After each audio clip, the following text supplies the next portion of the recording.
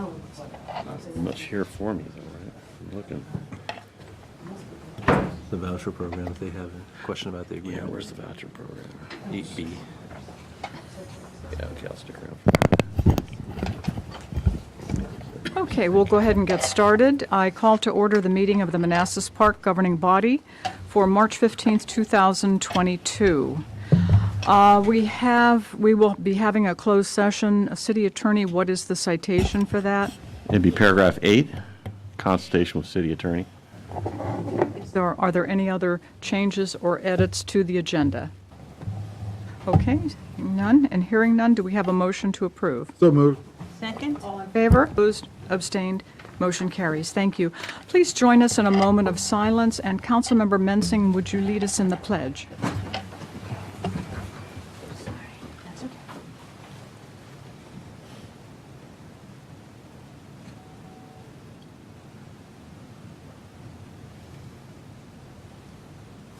I pledge allegiance To the flag of the United States of America and to the republic for which it stands, one nation, under God, indivisible, with liberty and justice for all.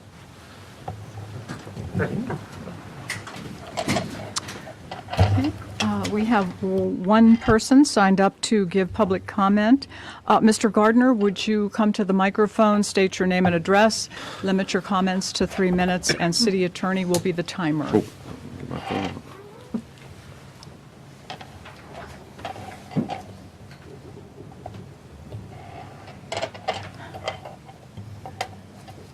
Okay. My name is Kendall Gardner. I live at 114 Martin Drive. The reason why I'm back up here is the last time I was here, I had requested an adjustment on my water bill for the 2020 filling of my pool. I would also like the adjustment for 2019 that was never done added to that list. And I would like somebody to follow up with me. Besides that, there was a check that was deposited in your drop box, which was brought up last time, and it disappeared. And nobody got back to me on how a check in the possession of the city of Manassas Park just disappeared. That leaves me without city stickers for my cars, and I presume that your police officers are going to go around and start giving tickets. So I'd like that matter to be addressed, and somebody to get back to me with a resolution. Thank you. Thank you, sir. Is there anyone else who is not signed up but who would still like to make public comment? Okay, has anyone emailed us? Laszlo and Keith has emails, Facebook? No. Okay, thank you. Okay, we have no information items. We do have a presentation from COG by COG's Executive Director, Mr. Chuck Bean. Welcome, and thank you very much for being with us this evening. It's wonderful to have you come out and visit us and give a presentation. And I think it's appropriate to say thank you to COG for everything that you do that helps to unite the region. And I know that's not an easy job because of all the localities, all of our various needs and challenges and perspectives, but you do a great job, and COG is like the connective tissue for the region of the body. So thank you. Thank you, Mayor, council members. It's great to be here with you all. You all are the experts on Manassas Park. I'm hopefully going to put some of the regional context on some of your plans and ambitions into where we're going as a metropolitan region. What we call it is the Metropolitan Planning Framework for 2030. Consists of 4 elements, and I'm going to go through those elements. Mayor, I'm happy to be rather informal, so if you all have clarifications, questions, or Mr. Bean, you got that wrong, you need to do X, just please feel free to interrupt. We don't have to have all the questions. Okay, thank you. at Thank the you. end. As context, we are the Metropolitan Planning Organization for the region. So under our umbrella also is the Transportation Planning Board, or TPB, and that is the federally designated MPO, Metropolitan Planning Organization for the region. Manassas Park needs to be part of the MPO. It's a federal rule, needs to financially support that. Participation in the broader council of governments is voluntary, but by paying your dues through COG, that also takes care of the obligation of planning through the MPO. Just a word about the MPO, and Mayor Rochelle is part of that planning body. It's kind of the carrot of participating is that any project that needs federal funding needs to be part of that long-range transportation plan. So if it's not in our plan, it ain't going to get funded really, or it ain't going to get the federal funding. So that's the carrot. In between that, there's lots of what are the interests of Montgomery County, Prince George's County, Frederick County, Charles County in Maryland, and Loudoun and Prince William, Arlington, Fairfax get sorted out through the Transportation Planning Board. Anything that really is not transportation or is broader, in a broader context, housing and economic development, public safety, homeland security, environmental programs, water, air quality, that's the broader COG body. It's been part of my efforts particularly to integrate all those planning efforts, to think more whole, cross-disciplinary, integrated, comprehensive planning. What you see here, map, is a footprint of the COG region. That's about 5.7 million people. If one were to Google the metropolitan statistical area of our region, it'd be about 6 million people. So that's the COG footprint plus about 4 or 5 more rural counties. Every decade, for the last 4 decades, approximately 600,000 people have come to the region, including the 2010 to 20 census, and coming here because of the economic vitality of the region. Lots of job growth in the region. So prospect of jobs brings people. Housing for those people is one of the strategic imperatives for our region. So any questions about COG or the footprint or the MPO? Otherwise, I'm going to dive right into the planning framework, if that's okay. Our planning framework is built on something developed by the COG board in 2010 called Region Forward. Region Forward is Googleable objectives, aspirations, all built on 4 pillars: prosperity, accessibility, livability, and sustainability. On those 4 pillars was added in 2020 by the COG board a focus on equity. That equity needed to be woven into all those aspirations, all those objectives. So in 2010, we might have just had prosperity. In 2020, 2022, we're thinking about inclusive prosperity. We have some of the highest median income counties from around the country in our region, but we have some economic disparities in the region. So that's how we're thinking about equity. A way to think about it in a more granular way that has more leverage, is what I'm going to get to in about 5 minutes when we talk about equity emphasis areas. So we're continuing the planning developed in 2010, making it deeper for 2020, 2030. When I first came here about a decade ago, our region had a bit of malaise. We were coming out of the Great Recession. In economic terms, there were only 2 places that were growing across the country. One was North Dakota because of the advent of fracking, and the other was here because of our counter-cyclical economy. That is, when federal stimulus is needed because of a recession or depression, the rest of the country is not moving as fast, but our region has a little bit of influx of dollars. However, that changed in 2013, 2014, 2015 with budget sequestration.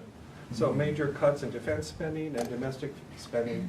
So we had some wringing of the hands, if you will, in the region because of economic challenges. Further wringing of hands because of, 2015, 2016, 2017, seemed like there were track fires on Metro almost every day. So an underinvestment in one of our main infrastructures.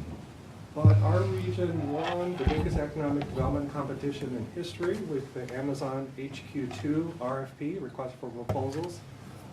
After 40 years, there's the first bondable investment in WMATA's capital program, historic investments in transit. Big progress in walkable communities throughout the region, major progress in air quality improvements, and other things. In the last part of the last decade, the COG board developed housing targets because we were not producing housing enough to fill the jobs, or enough to supply the housing for the families and jobs that were coming to our region. Developed a climate goal for 2030. And I'll get into define high capacity transit station areas and equity emphasis areas in just a moment. So 4 big pulls independently, and just this last couple months we've now put them together and they're in the document that was distributed to you all as I entered the room here. So the 4 things I'm going to talk about fit squarely on the Region Forward vision framework, and we'll start with prosperity, equity emphasis areas. So my organization analyzed all of the census tracts in the region. There are about 1,222 census tracts in the region to identify those census tracts where there were concentrations of low-income communities or concentrations of communities of color. So 350 census tracts out of the region is 1,222. And as you look at this map, you see census tracts kind of concentrating on the east side of the District of Columbia in Prince George's County. And when I say in Prince George's County, I really mean inside the Beltway in Prince George's County. But these equity emphasis areas are in every major jurisdiction of the region, in Fairfax, in Loudoun, in Prince William County. A little bit of a deeper dive. 30% of the region's population resides in one of these 350 census tracts. So if one is wanting to focus on equity from a regional perspective, one needs to focus on these census tracts. That's where the people are. And you see the breakdown in Northern Virginia, and there's one of these equity emphasis area census tracts in the city of Manassas Park, and there are more on the adjacent to the city of Manassas Park. Here's a drill down that my staff did, Manassas Park, city of Manassas, and some of the adjoining census tracts. So if I would try to analyze our work in this area in the last 2 or 3 years, it came mainly from transportation analysis. That is, we do a very detailed analysis. What is the accessibility to jobs from each of these census tracts? How many million jobs can one get to within a 45-minute commute, either by car or by transit? And is there disparities between census tracts around the region? And if we overlay the funded plans for the region over the next decade and over the next 25 years, are there disparities in those plans? So that's how the biggest muscle, our biggest analytical muscle, came to focus on these census tracts. But at the same time, because we support many subject matter committees from around the region, including the Chief Health Officers Committee, and we meet with them on a weekly or bi-weekly basis, or we support their meeting. We also did a social determinants of health analysis of all these same census tracts to look at life expectancy, these census tracts compared to every other census tract, and along a number of different areas. Now we feel, from the mandate of the COG board, we bring equity into all that we do. We can do this kind of disparity analysis throughout all of these disciplines: health, housing, public safety, transportation. So we're going to be moving on from the areas that we have done and doing this kind of analytical work in all of these areas. Because Mayor Rochelle is involved in the Transportation Planning Board, we've done a very in-depth analysis, for example, on roadway safety, and looking at fatalities and injuries in these census tracts, these 350, compared to the 1,200 as a whole. And are there more fatalities and injuries in these census tracts? Yes. And then when we have that data as a foundation, we can begin to appeal, digest, well, why is that? Is it an engineering issue, for example? Race, intersections, sidewalks, speed bumps, that sort of thing. And we can actually count, are there differences in those engineering interventions compared to the rest of the region? Are those making a difference? So that kind of analysis can be done, we think, in any discipline, and that's what we plan to do over the next few years. Montgomery County, just as an example, has endorsed the equity emphasis areas as a planning concept. So this manifests when they do their capital improvement program. There's some bonus points. That's what prioritize means. Prioritize for this kind of infrastructure in Montgomery County's equity emphasis areas. And happy to follow up and send you links on how Montgomery County is looking to prioritize equity emphasis areas in the Green Bank, in sidewalks, and as they develop their portion of the Purple Line. I'm going to move rapidly to the next, the second of 4 pillars of our planning framework, and that is high-capacity transit station areas. High-capacity transit station areas we defined inclusive of all the WMATA stations but also importantly, all of the VRE stations and all the MARC stations. Light rail meaning the purple line as it's being constructed right now, and bus rapid transit as it will be constructed over the next decade. In Fairfax County, embarked Richmond Highway down the Route 1 corridor, for example, as a major VRT investment. So right now, there are about 150 high-capacity transit station areas, and by 2030, there will be 225. Why, I'll just talk while you can look at these details. Why this is important is, while this map, these kind of pinpoints only occupy about 10% of the region's landmass, only 10% of the region's landmass, but about 55% of the region's future job growth will be just in these areas. So that's the imperative to figure out how do we optimize the land use around these high-capacity transit, because they're going to be so important for the region's job growth, and important between the opportunity of these areas and how we make the connections to the aforementioned equity emphasis areas.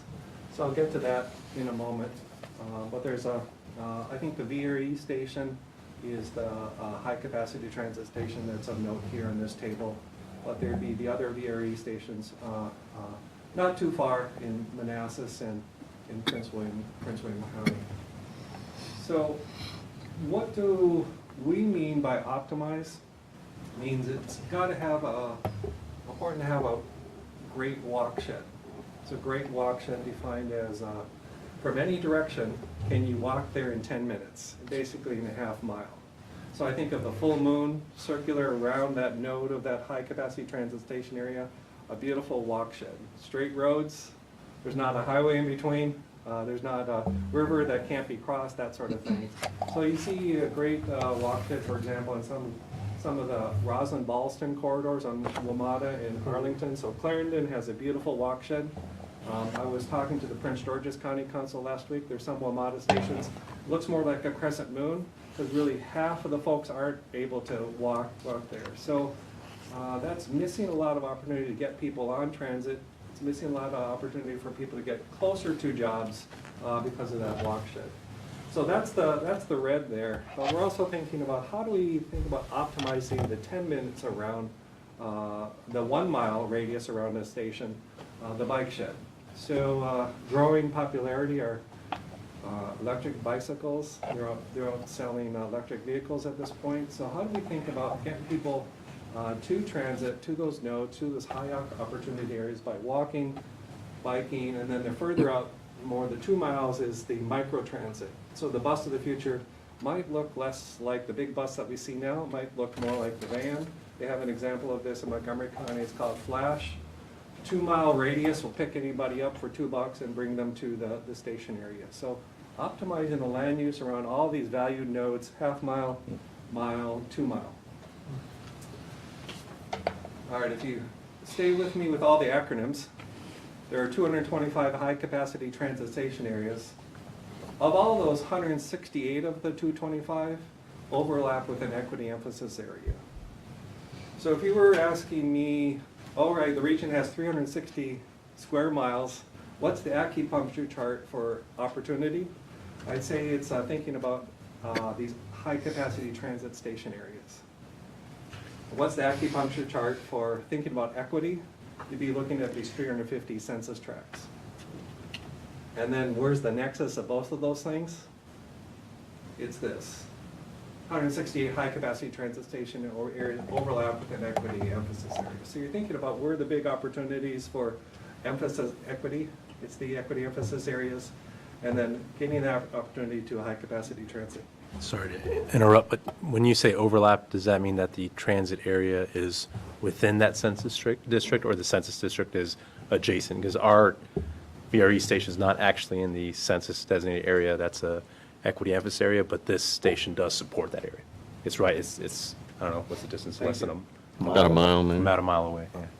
I believe we're using the definition of adjacency. Okay. Not Got it. So we would fall into the 168. Yeah. Okay. I think, but I will get back to you on that. Now I have to go back to my first sentence where the city manager is the expert on Manassas Park. I'm more the expert on the regional overlay, but we'll be happy to drill into that. These tools are readily available. If you Google equity emphasis areas, you can look at all the census tracts, hold X and Y constant, look just at Manassas Park, or look at Prince William County, and ask these questions. Maps and both are available. But I think the gist of what I was saying is as we make these big capital investments on making high-capacity transit work, I think those are the first opportunities to look at how do we create more opportunity for residents of the census tracts to also participate in that opportunity. Big example in the region is the Blue Line corridor in Prince George's County. So as they think about their economic development plan, housing is part of that economic development plan. So they have a target of 26,000 additional housing units in Prince George's County to be built by 2030. But you kind of see this image looks a lot like our bullseye.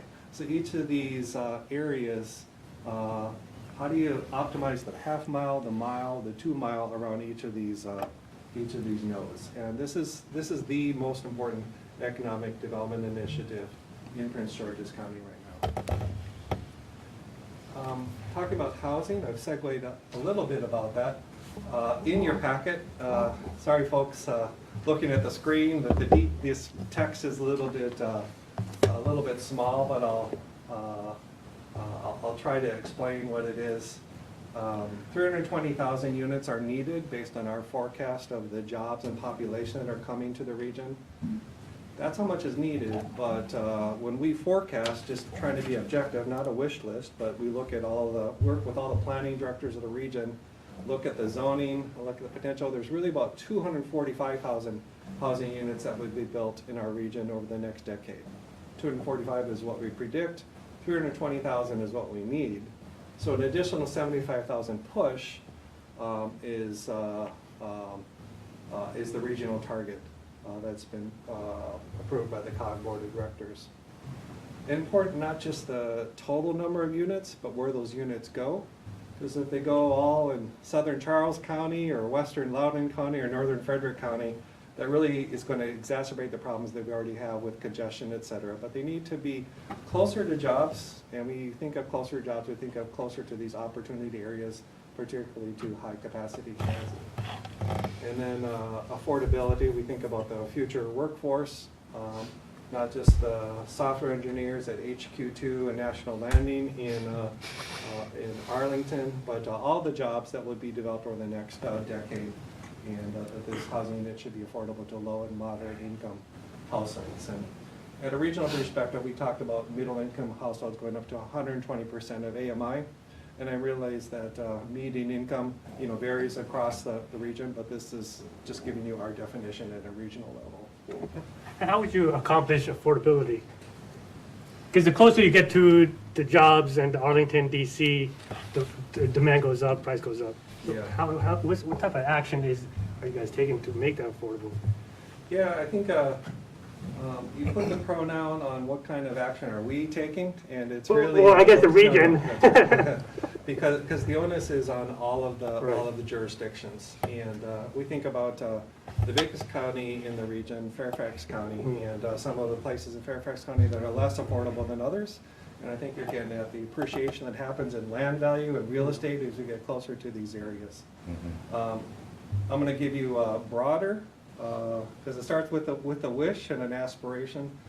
When we think of this kind of development, for a quarter of a century, we thought about it as transit-oriented development. We're thinking of it now as transit-oriented communities. Just to take the focus on the aspiration is not really development.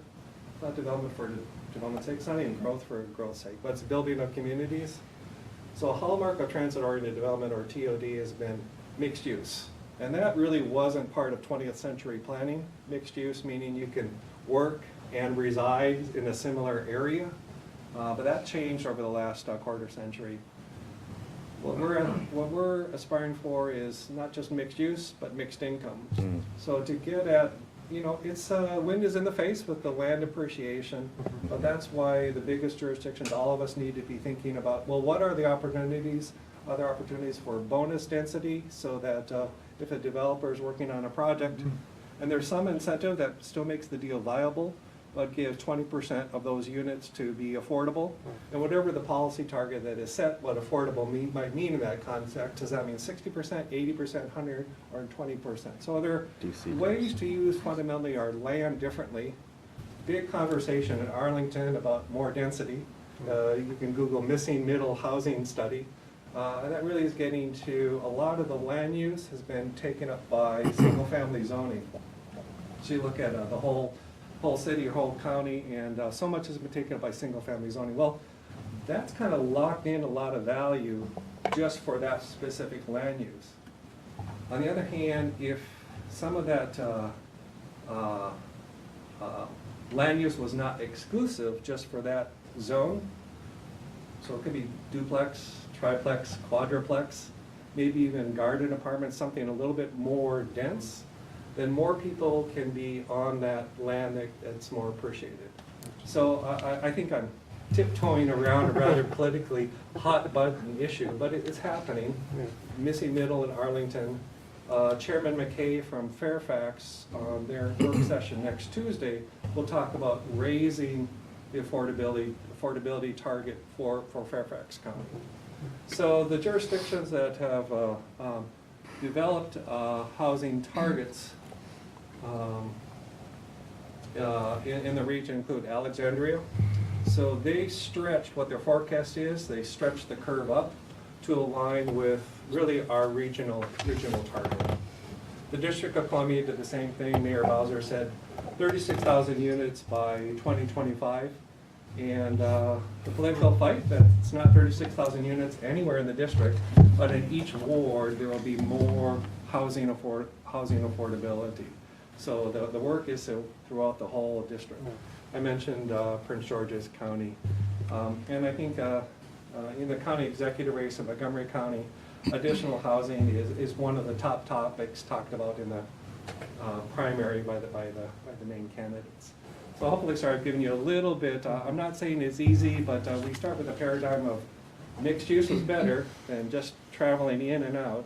Mixed income and mixed use is better than just mixed income when we think about community building and not just development for development's sake. Let me just go back a couple of slides. How we got here.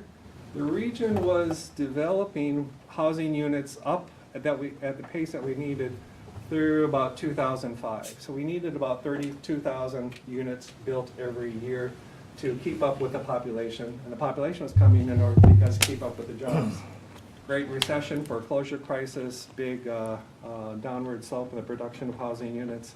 Coming out of the Great Recession this decade, we've come back to about 23,000, but you see there's kind of a deficit every year that's been built up over the last decade. So we need to increase production. Now, some jurisdictions are saying to me, well, Chuck, there's so much talk about production. We need to talk more about preservation and preservation of housing affordability. And that's happening. It's happening in part because of the Amazon Housing Equity Fund. A couple $1 billion expected to be invested over the next 5 years. And so a couple $100 million in a complex in Arlington, recently announced a couple weeks ago in Alexandria, and announced, I think, just yesterday, 2 properties along WMATA stations that Amazon Housing Equity Fund is providing on preserving affordability. Preservation, yes, but we also need net new, so it has to be preservation and production. So I imagine that just this housing topic could probably occupy a couple of hours, but we'll have to come back for that. A manifestation of putting all these ideas together, high-capacity transit, equity, and housing is manifested in the Route 1 corridor, the Embark-Richmond Highway. So the BRT connects from the Alexandria border down to Fort Belvoir. Sometimes I ask folks, even in Fairfax County, who's the largest employer in Fairfax County? They think of Tyson's, Reston, maybe it's Inova, Capital One, but it's actually Fort Belvoir. Fort Belvoir is the highest employer. And so a lot of the folks that work there actually aren't housed there. They're housed somewhere through the county, so it needs to be a joint effort between the federal facilities and the county. So this Embark-Richmond Highway, you ask a housing advocate, is this a housing program or a transportation program? She says a housing program. You ask a transportation person, what is this housing? It's clearly a transportation. but it's linking economic development, housing, transportation all together. And if you look at the map in Fairfax County of equity emphasis areas, those census tracts, there's at least a half dozen of them right on the Route 1 corridor. So how do we how do we create more opportunity for residents living in those census tracts? How do we preserve so we don't gentrify? So we think that $750 million or so, this project. Mayor Rochelle, are you also on NVTA? Yes. National, Yes, okay, Northern Virginia Transportation Authority. So I imagine BRT gets discussed a lot at NVTA. Not as much maybe as it should be. That's what, yeah. Because I think this is the one that's going to pop. There's other BRT initiatives that are being discussed in Northern Virginia. From a COG, from an MPO perspective, we absorb them in our plans when there's a reasonable expectation of funding. So it's not a wish list, but a reasonable expectation of funding. This has a reasonable expectation of funding. Others are more on the drawing boards at this point. It's very cost effective, Very as well as, you know. The BRT. Yes, correct. Yeah, that is what we're seeing too. I'm proud, this is probably a public forum, but it's going to be a big gulp for the region to think about the billions it would take for additional heavy rail in the region. Yes. I mean, Silver Line Yes. Silver Line Phase 2 was unique because of the juggernaut of Tyson's and because of Dulles. Yes. Light rail, well, you know, a little step up, but that is proving tough. Yeah. In Yeah. The Purple Line. Any kind of fixed rail is more expensive. Yeah. Any kind of fixture is more expensive. So this is my hunch. We're over the next decade or two, this is more of what we're going to be seeing now. It's also very flexible too. You can, flexible. it doesn't need a fixed guideway. I mean, you can start out very simple and then make it more and more complex. Yes. When we think about, I think we're having a subtext conversation as we think about connecting Manassas Park to some of the opportunities to the north. But what are all the different possibilities? Some version of this, I think, if you ask me my personal opinion, not my COG official opinion, I think that this is pretty warm, something to look at. Okay. The things that I'm probably most excited of, the mega projects around the region, Purple Line that I mentioned before, Blue Line Corridor in Prince George's County, and this kind of thing on Bark-Richmond Highway. Okay. So the 404 is climate action, climate goal. And in 2010, when Region 4 was approved by the COG board and all of the COG jurisdictions in independent resolutions, there was a goal set for greenhouse gas emissions reductions by 2020. That goal was a 20% reduction. You see that in the blue. We're still analyzing all the numbers. We think it's going to be close, but we're not going to quite get there for the 20% reduction. But it'll probably be something like 18+% reduction over 2005 levels. So 18+% is pretty good. It's not quite the 20. We did not have a goal for 2030, and the COG board set a goal for 2030 in 2020, and that goal is a 50% reduction over the 2005 levels. This was about a year before President Biden then said the national goal will be a 50% reduction by 2030. Now I'm going to go into a couple slides how tough that's going to be. We can all give the speech, I imagine, how important it is, but how to get there. The biggest ways to get there, the biggest bang for the bucks are kind of a figurative diagram that I have here. So cleaner electricity sources, renewable sources. The green is the zero energy buildings. So each building that gets constructed, would have a different lifespan, life cycle, but more important than ever that we have good energy benchmarks, energy uses for our built environment, for our buildings, commercial and residential. Zero emission vehicles presents a big opportunity, and the smaller words here are mode shift, meaning get more people out of single occupancy vehicles onto transit, ride share, that sort of thing. And zero waste sequestration means more tree canopy, that sort of thing, being able to capture the carbon emissions. This is all detailed. You can find this on our website, the 2030 Climate and Energy Action Plan. 35 collective actions across 3 major sectors, particularly transportation, the built environment, and clean energy. So 35 collective actions. My organization is helping jurisdictions with some of their climate plans. First assistance we might provide to a local government might be government operations, so just what the government directly controls. Second kind of plan is a community-wide plan for resiliency and greenhouse gas emissions reduction. And within the broader plan, there might be specific initiatives. I think the hottest thing or the biggest thing that we're working on at an increasing pace is working with local jurisdictions on EV charging plans, EV charging infrastructure plans. Now is the moment. Big federal influx of funding is coming through the states. So there'll be some formula funding. There'll also be competitive federal funding for EV charging infrastructure. Just looking at gasoline prices these days, there might be a little bit more appetite for those kind of vehicles, but we've got to make sure that the charging infrastructure is there, because so many of our trips are taken cross-jurisdictional. So if Manassas Park does all of its work, but Fairfax is not doing its work, then we're not going to be able to have a really cooperative regional plan. So COG is now working with about 3 jurisdictions on their EV charging infrastructure plans. If you would ask me, make a bet, by the end of the year we'll be working with about 10 jurisdictions across the region, thinking about where the infrastructure ought to be going, a deployment plan, if you will.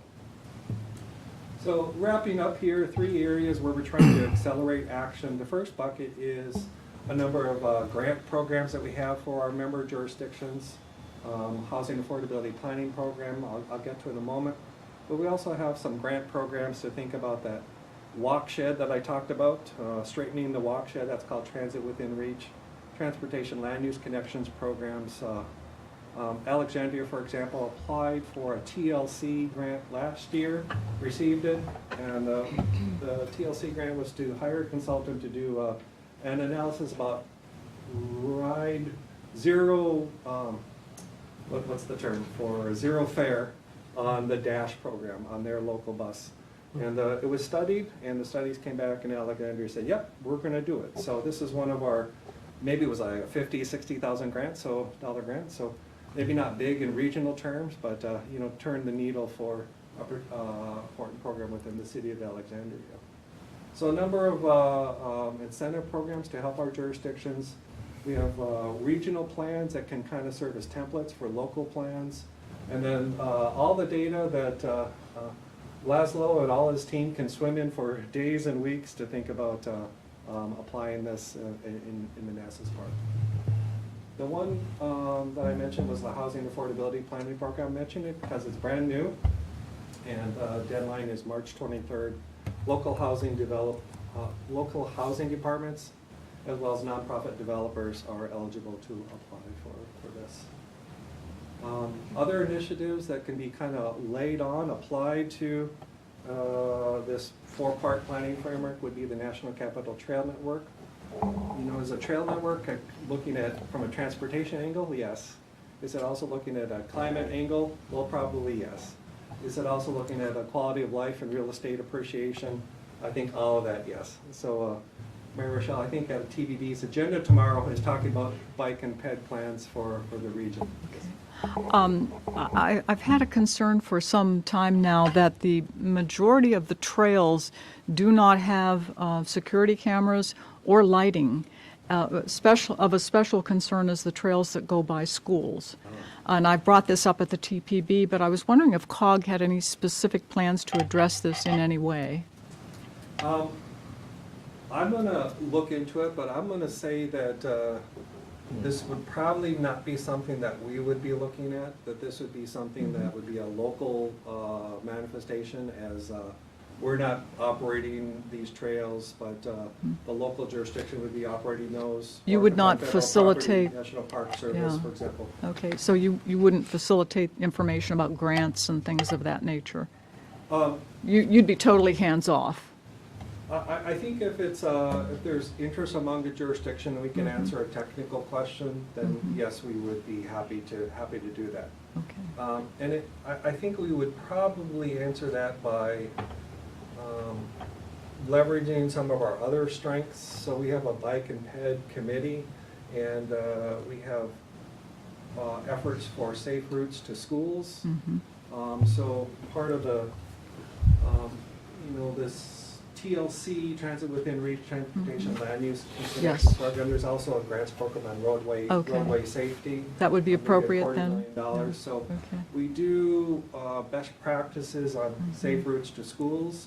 So if that were the salient point, then yes, we absolutely would. Could your bike and ped committee just give it a discussion to see if there's any way they could address it? Yeah, thank you. Appreciate it. So I guess give this as one example. There might be a half dozen other regional aspirations, but to give you an idea, we'll be looking through all the work that we do through the prism of equity and accessibility, livability, and sustainability. So now is the moment, once in a generation federal investments in all this kind of infrastructure. If I didn't say it before, I'll try to say it more explicitly. A lot of the federal funding will come in the form of formula funding. So it'll come to Virginia, and then there'll be a sub-allocation to Virginia's counties, municipalities. Apart from that formula funding, there will also be some competitive funding. So a theory would be that there's going to be formula funding for EV charging infrastructure, for example.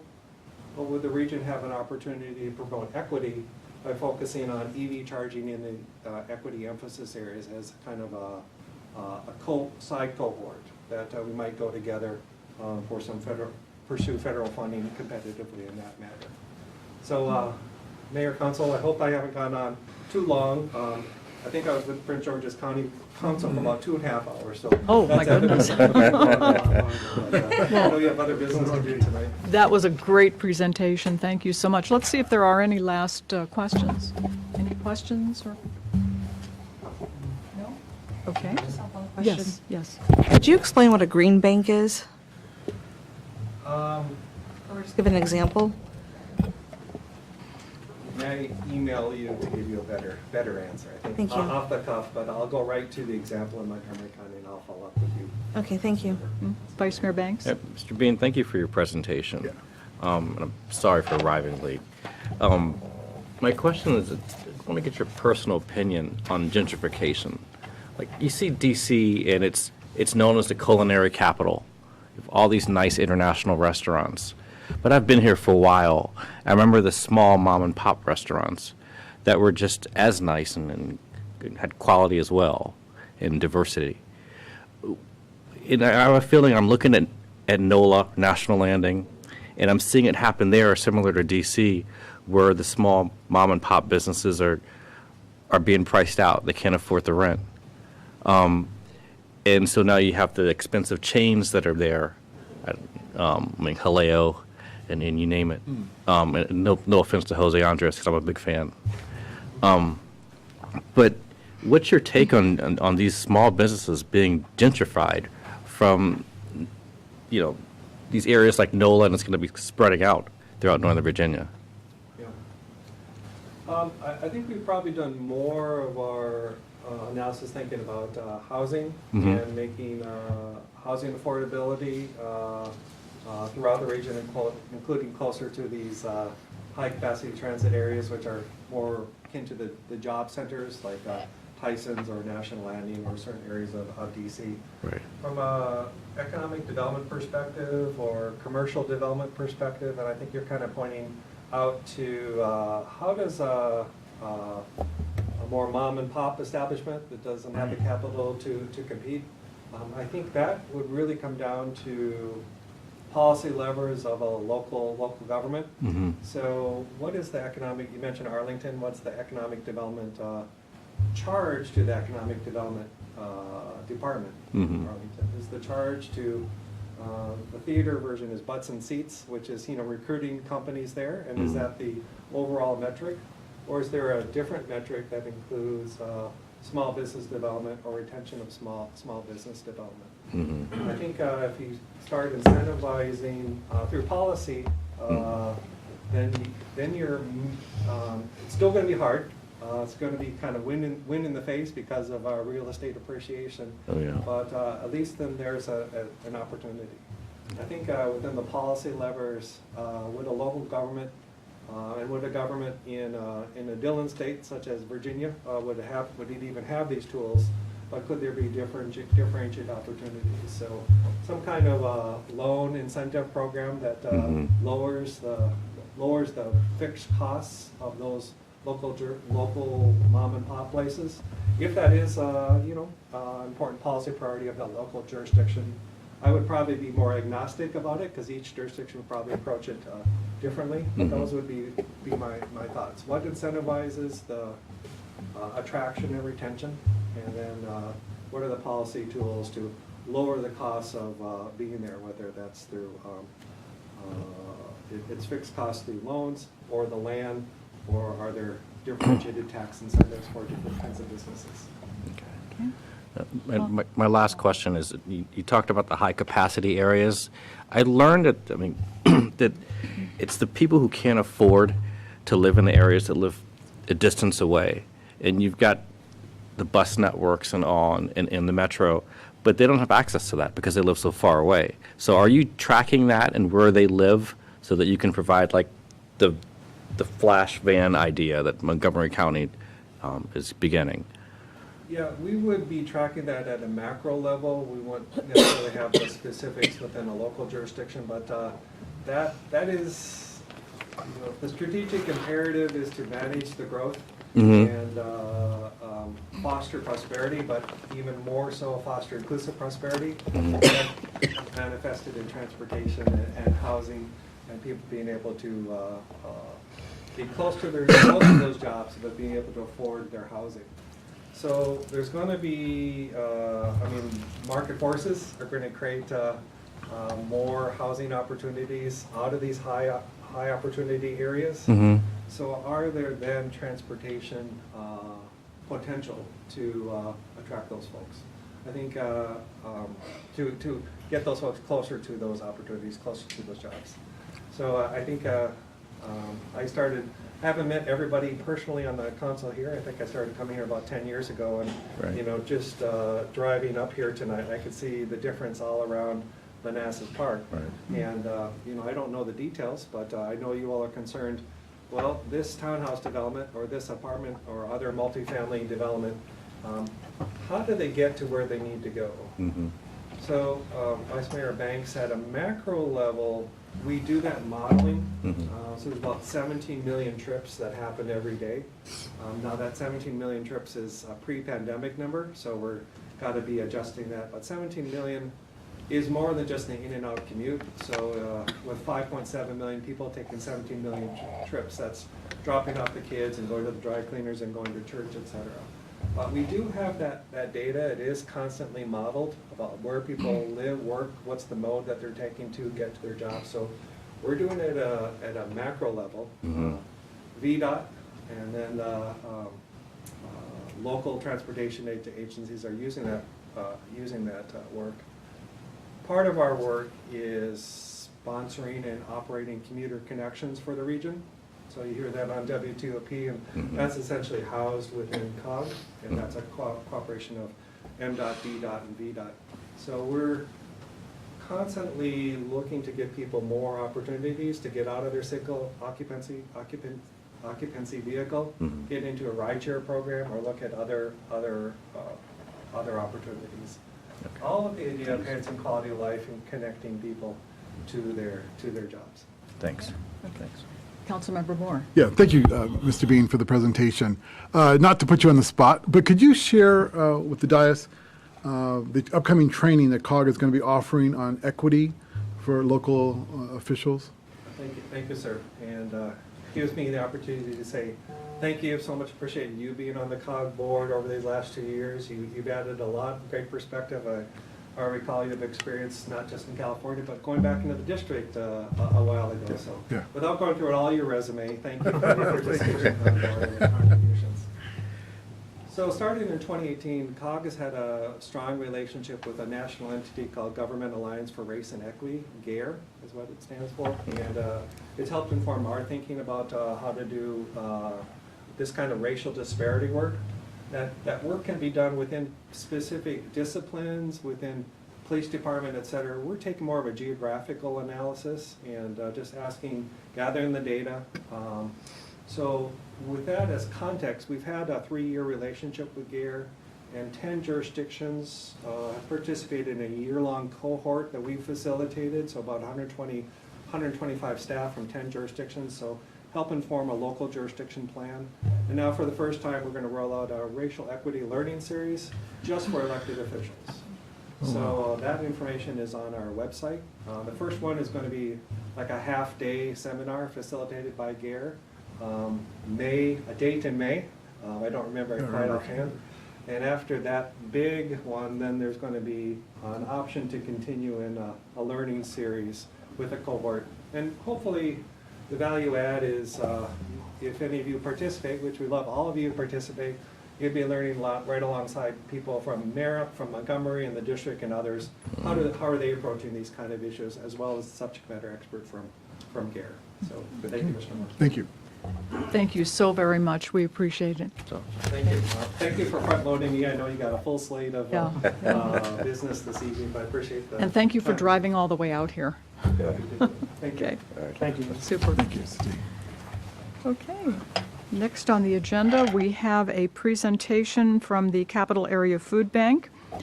I believe we have Mr. Adam LaRose with us. Are you there, Mr. LaRose? Yes, we're here. How are you, Mayor? Oh, well, welcome.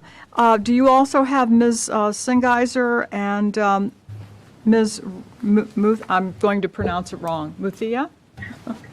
Yes, Cynthia here and Radha Muthaya, yes. Okay, welcome, everyone. And thank you for the wonderful humanitarian work that you do across the region. It's terrific. Well, thank you so much, Mayor, and the entire council for coming together and having us this evening.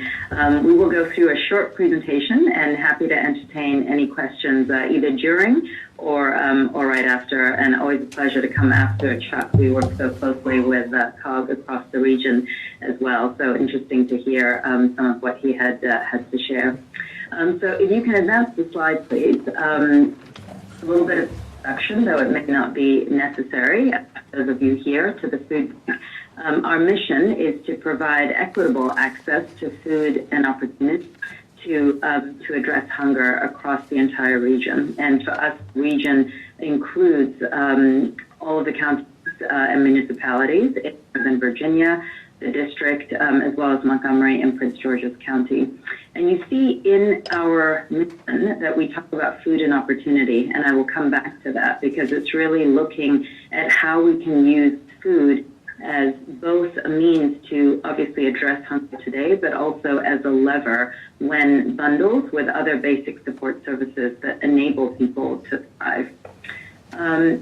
In the height of the pandemic, for us FY21, we distributed over 76 million meals worth of food across the entire region. And to put that in perspective, that is in comparison to about 30 million meals across the region in the year prior to the pandemic. So no surprise to all of us, but just wanted to put some numbers there as to how demand made a considerable uptick during the pandemic, and it certainly hasn't been alleviated quite yet, and I'll speak to that. We usually work across a vast partner network, and we have many partners across the region. You see about 450 there. That number changed a little bit during the pandemic as quite a few were shut down. And we worked in innovative ways in supporting others who had regional reach as well to be able to get food to those who needed it the most. When we don't have partners in an area, we have our own direct distributions, and we have over 300 sites where we provide food directly as a food bank to community members who are in need. And those community members across the age range from very young children to older adults, working adults in between. And there's a whole range of individuals who we provide food to in addition to age, based on culture, immigration status. And I mention that because we are very focused on culturally appropriate food to meet the dietary patterns of those across our region. And certainly you see that in Northern Virginia. But what's really important as we talk to you about this new facility is that it is yet the place to store food and to be able to get food out to those who need it, to be able to bring food in from Virginia farmers and provide those to those who need it. But it's also a place where we can enable other activity, where we can bundle the food with medical services, social services, workforce development, all of these types of things that can help make Virginians more sustainable. If you can advance to the next slide, here we talk more specifically about the numbers as it relates to how much food is provided to and in Manassas Park. And you see that the high school there has been our primary partner with a family market program that we have, because we've seen that to be an effective way to get food to children as well as to their families. But one thing I want to highlight here is you see the tremendous growth in the amount of food provided. So in FY20, you see about 68,000 meals worth of food, and then when you go to FY21, you see how that has increased almost sevenfold or more than sevenfold to the total that we had distributed at that point. This year, yes, thankfully, it's less than it was in the height of the pandemic, but it is still almost 4 times more than it was in FY20. So we're projecting just under 250,000 meals.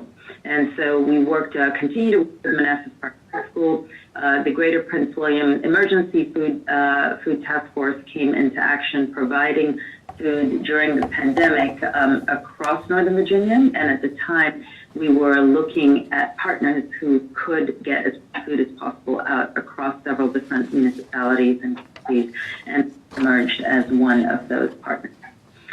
On this slide, you can see the food that we provide to Manassas Park in the context of what is being provided across Northern Virginia. So if the slide can be advanced, you'll see what's provided across the other counties, if you will, across Northern Virginia and some of our key partners there.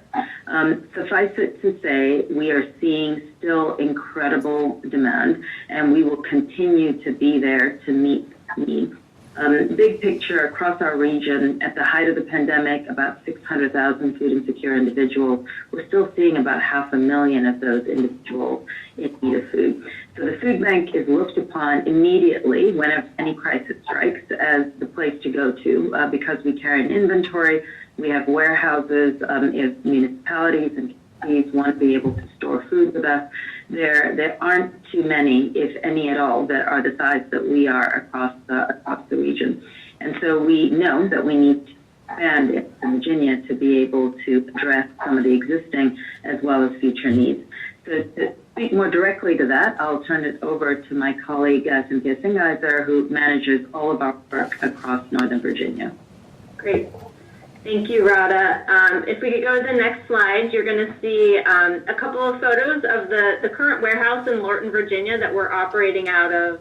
And a big thank you to council members Hampton, Javed, and Moore for visiting it last night. I hope you enjoyed your tour and can share some of your insights with your fellow council members this evening. The building is old. It was built in 1982 by Frito-Lay, and the food bank acquired it in 1998. It was never adequately retrofitted to meet our warehouse needs. It has incredibly limited storage space. The whole building is about 10,000 square feet. The cooler and freezers are extremely small. Each of them can only hold 1 tractor trailer load of food right now. So when you're trying to bring in a variety of fresh produce and frozen proteins, it's very limiting in the variety and the type of healthy food that we want to be able to offer to our clients in Northern Virginia. Because of the age of the building, we are in need of costly repairs. Because of the exacerbated need during the pandemic, we had to lease external storage space in the form of trailers on our lot, as well as very expensive temporary warehouse, also in Lorton, But it just definitely showed a light on the fact that this 10,000 square foot facility is not meeting our needs, and it did not help prepare us for when the demand and the need increases. And then finally, it is very limited in terms of its meeting space. We have this network of partners. We have engaged community business organizations. We want to have a space where we can provide meeting space, trainings, education, as well as a volunteer opportunity. We know how excited Virginians are to volunteer in their backyard. And our only volunteer opportunity right now is across the river in DC at our main headquarters, and we want to be able to provide a similar experience in Northern Virginia. Next slide, please. So we did a feasibility study to see if we should rebuild on our current lot, and if we would be able to build a facility the size that meets the need. And the feasibility study showed that we can build up to about a 45,000 square foot facility, which is, as you can tell, is a big increase over what we're currently operating in. It will provide that dedicated space for volunteers, as well as increase the amount of food that we can put directly through this facility. And what that means is more efficiency rather than having to go to DC to get a lot of the product that's being distributed in Virginia. We'll be able to receive it directly at this facility in greater quantities and greater variety, and get it out to our clients faster and fresher. And this just creates just a much more efficient food system and makes a much more efficient building. And we're very excited. We're moving forward on it, and we'll go to the next slide to show you a little bit of where we are. Through the feasibility study, we're looking at it being about a $32 million investment. However, everybody knows that supply chains are very volatile right now, and prices are also very volatile. But we're working with some great architects and subcontractors in Northern Virginia. We have submitted our initial site plan to Fairfax County, and we're in the permitting process right now. We expect to start construction this summer. We are relocating to a temporary facility during the construction phase, also based in Lorton, Virginia, so that we can continue our operations in Northern Virginia during construction. And we're aiming for a move-in date of September 2023 for the new facility. And the renderings and the pictures are something, not final, but they are something similar to what it will look like at the new facility. And with that, I'm going to turn it over to Adam to talk to you a little bit more. Thank you. Excellent. Thanks, Cynthia. And if you don't mind switching to the next slide, please. There we go. Thank you so much. So, we really think about this as a regional investment. And I know I've been in touch with, I think, pretty much every member of the city council. Like Cynthia said, we had 3 members out to visit the facility last night and lay eyes on it. And I think a number of you have seen this in some way, shape, or form. But essentially, we represent most of Northern Virginia. And so I devised kind of a strategy to ensure that the local jurisdictions invest in the project to the extent that we have a presence, partner network coverage, and of course, control for distribution. And that's what this is right here. So we kind of structured this in a way that gives you the kind of spectrum of sorts across the service area in terms of the cities and the counties that we serve. You see Manassas Park there at the top with 87,000, and they kind of go all the way down to Fairfax County. In the right-hand column, you kind of see a column that speaks to the likelihood of investment.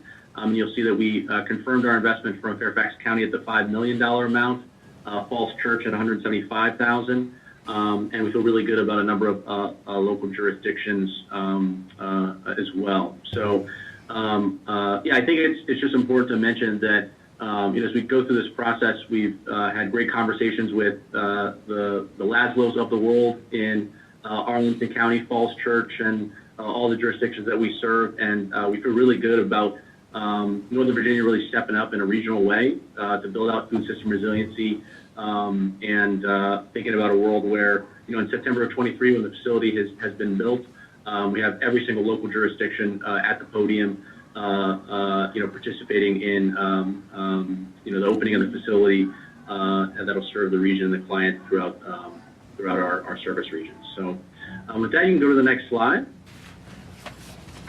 Just to highlight before we kind of move into the questions and comments and any other insights that you all have, we have the ask out for the 87,000. It'll go a long way in terms of not only just the investment in the project, but also just symbolically joining the other local jurisdictions, the 8 that we serve. We are currently kind of gearing up for a congressional earmark. We have Senator Warner coming out to tour the facility here in a few weeks. Congressman Byer and Donald Connolly as well. And, one of the main kind of signature requisites of an earmark request is, ginning up and demonstrating local support. And I think the 87,000 will do that, in addition to any other letters that you would kind of offer to legislators considering pursuing the earmark. And then I think that the last but not least is really just having conversations with local jurisdictions. We had several local and state officials come out in November and tour the facility. And one of the most beautiful things is seeing, the chairmen of respective counties and cities having conversations about, are you going to do this? And how are you approaching this? And are you thinking about funding it in this way? And we really encourage that across all jurisdictions because we really want this to be, at the end of the day, a regional investment and regional coordination in food system resiliency efforts and the food bank writ large. So with that, we'll stop and take any questions or comments or insights that you all have. Thank you, Mr. Rose. That was a wonderful presentation. I wanted to ask if you could please explain for the benefit of the folks at home how the investment requests were determined, because we see that the request to Fairfax City and the request to Manassas Park are the same, despite Fairfax City having a much stronger tax base than Manassas Park does. Yeah, it's a great question. So we essentially control for our food distribution presence in each local jurisdiction. And we did that over the course of $5 million. So a third of the amount. So we're looking for about $15 million to be provided from governmental sources, a little under half of the overall cost of the facility. And so $5 million of that we apportion across the local jurisdictions based on food distribution totals. So it's not based on population or tax base, it's based upon what you actually distribute to the localities? Okay, Yep. okay. And we think that does a good job of controlling for how much investment and presence we have in those areas, in addition to how many partners we serve. One of the things that's come out, I think this was in our presentation to the city manager a couple months ago, is, if you see an outlier in that matrix with Arlington County at 150,000, right? And the way we control for that is, the Arlington Food Assistance Center that takes on a sizable portion of emergency food distribution in Arlington County. But we control for that by just ensuring that we tie it to the amount of food that we distribute in the partner network that we have in those areas. Okay, thank you. Questions or comments from the governing body? Yes, ma'am. So Adam, when we spoke last month and we talked a little bit about the 87,000, I asked if that number was set in stone, if there was an ability for us to, if we so choose provide a little bit less support. Is that still the case, correct? Yeah, we're certainly open to that. We want to meet the city with where you all are at. I know you are in the deliberation process of, Tranche 2 and American Rescue Plan funding and FY23 budgetary cycles. So certainly open to that. Like I said, it's much as a fiscal investment as it is a symbolic one, joining the other local jurisdictions throughout the region. And so we'd be open to that, and we'd appreciate any support that you provide. Okay, I have another question. Yes. And this is for Cynthia. I know of the family market, but I don't know much about it. And I'm sure if I don't know much about it, there's probably others in the city that don't know much about it. I was wondering if you could talk a little bit about it, what it is, and how it came to be to go through the school system. Sure, absolutely. So as Adam mentioned, I think we have over 46 family markets that the food bank distributes across our entire service area. The one in Manassas Park is at the high school, and it's been in operation for almost 7 years. It's currently feeding almost 250 families on a monthly basis. And our family markets are just a a no-cost market. It's grocery style, so families come in and they go through and select the client choice. It's the food that works for their families. It's both shelf-stable and produce. And it's what we call a no-barrier market. There's no proof of where you live. There's no income level guidelines that we have to follow. And so it's very accessible to the people in the community. And we found that we're all busy. You know, we have a hard time. Everybody's doing DoorDash these days. You know, when you go to a school where parents are already picking up their children, it's just an easy access point for people to get to the food that they need and not create a hurdle for them accessing it. So our family markets are incredibly successful across our entire service area. This is one of the larger ones at 250 families a month. Okay, thank you. Sure. More questions? Okay. Any questions or comments? Yes, ma'am. First of all, thank you for the presentation from the food bank. Thank you, Adam, for allowing us to tour the facility. I was impressed by looking at the drawings that you have displayed for what you'd like the new facility to look like, and seeing the old facility and how small it is in nature, and just knowing the needs of our community and our region. I'm glad that you guys are thinking forward to get this done. The question I had is the high and the moderate that are on this list here from the various jurisdictions. When do you think you'll have an idea as to when these other jurisdictions will lock in their confirmed investment in the new facility? And what kind of time frame are we working with? Yeah. Excellent question, Councilmember Moore. I appreciate you yesterday and coming to the facility as well. Great meeting in real life, believe it or not. Yeah, I mean, what we're telling local jurisdictions now is June or July is kind of the ideal time frame for really letting us know if you intend to invest and how much you intend to do so. And the kind of rationale for that is I think I mentioned this last night, but our CFO is right now going through kind of a debt and financing schedule, figuring out how we're going to pay for costs over the course of the construction and the reconstruction. And so I know pretty much every local jurisdiction you see on that list is going to be investing through ARPA. And so while it's also coinciding with the FY23 budgetary process, I know Tranche 2 is coming up, and if that's the case, May or June is really ideal for us as we think about how we're going to pay for these costs over the next year and a half. Thank you. Yes, ma'am. I have a question. Since you're building on your existing site, will there be a period of you not being able to operate normally? No, in fact, we have already secured a warehouse space that's significantly larger than what we're operating out of, and we have been prepping it, and we'll be relocating the inventory over to that temporary facility starting later this week. And we will be able to remain fully operational during the entire construction phase as a result of that. Thanks. Yes, go ahead. Go ahead. Hey, good evening, folks. Hey, thanks for coming in tonight. This is Councilmember Hasib. During the pandemic, it was all hands on deck, and you guys were, short resources and supplies, and what you did throughout the region was very remarkable. So thank you. My question is that this investment that the Manassas Park City is you're asking for, how will it directly help Manassas Park residents, right? Because we want to make sure that our residents are being taken care of with this investment if we do choose to go that route.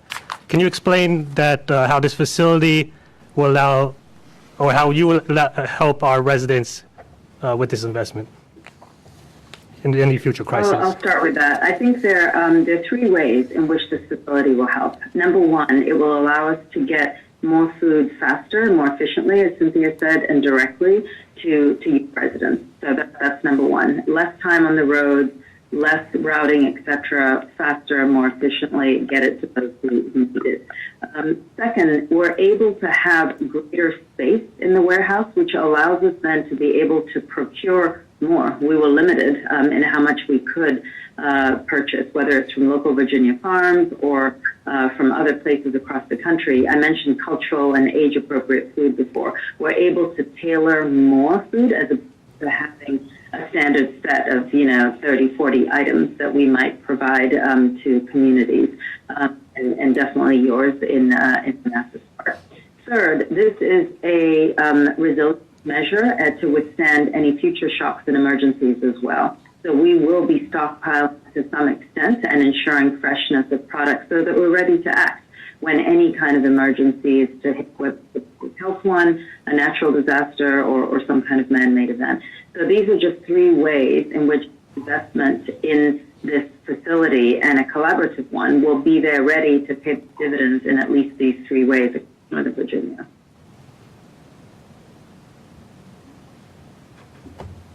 Thank you. Yeah. Okay. Thank you all for everything that you do. Just want to say that everyone here is so very proud of the family market at the school. We all want to see that continue, and we all want it to be as successful as it has been over the years. And I think City Manager and I have been absolutely clear about that. I think we've consistently said how we want the family market to continue, with just a slight revision regarding an emergency situation. We don't want to interfere with the family market at all, and I think we've been clear about that. Dr. Saunders and City Manager have been in discussions about a small revision to the agreement to accommodate those extreme emergency conditions. So I guess we'll be hearing about that later when, that's why in an email we had asked you if you were able to locate the agreement. Dr. Saunders, being new to the school division, was not able to locate the agreement. And I don't even know if there was a written one. I'm not able to ask Dr. McDade. Do you know?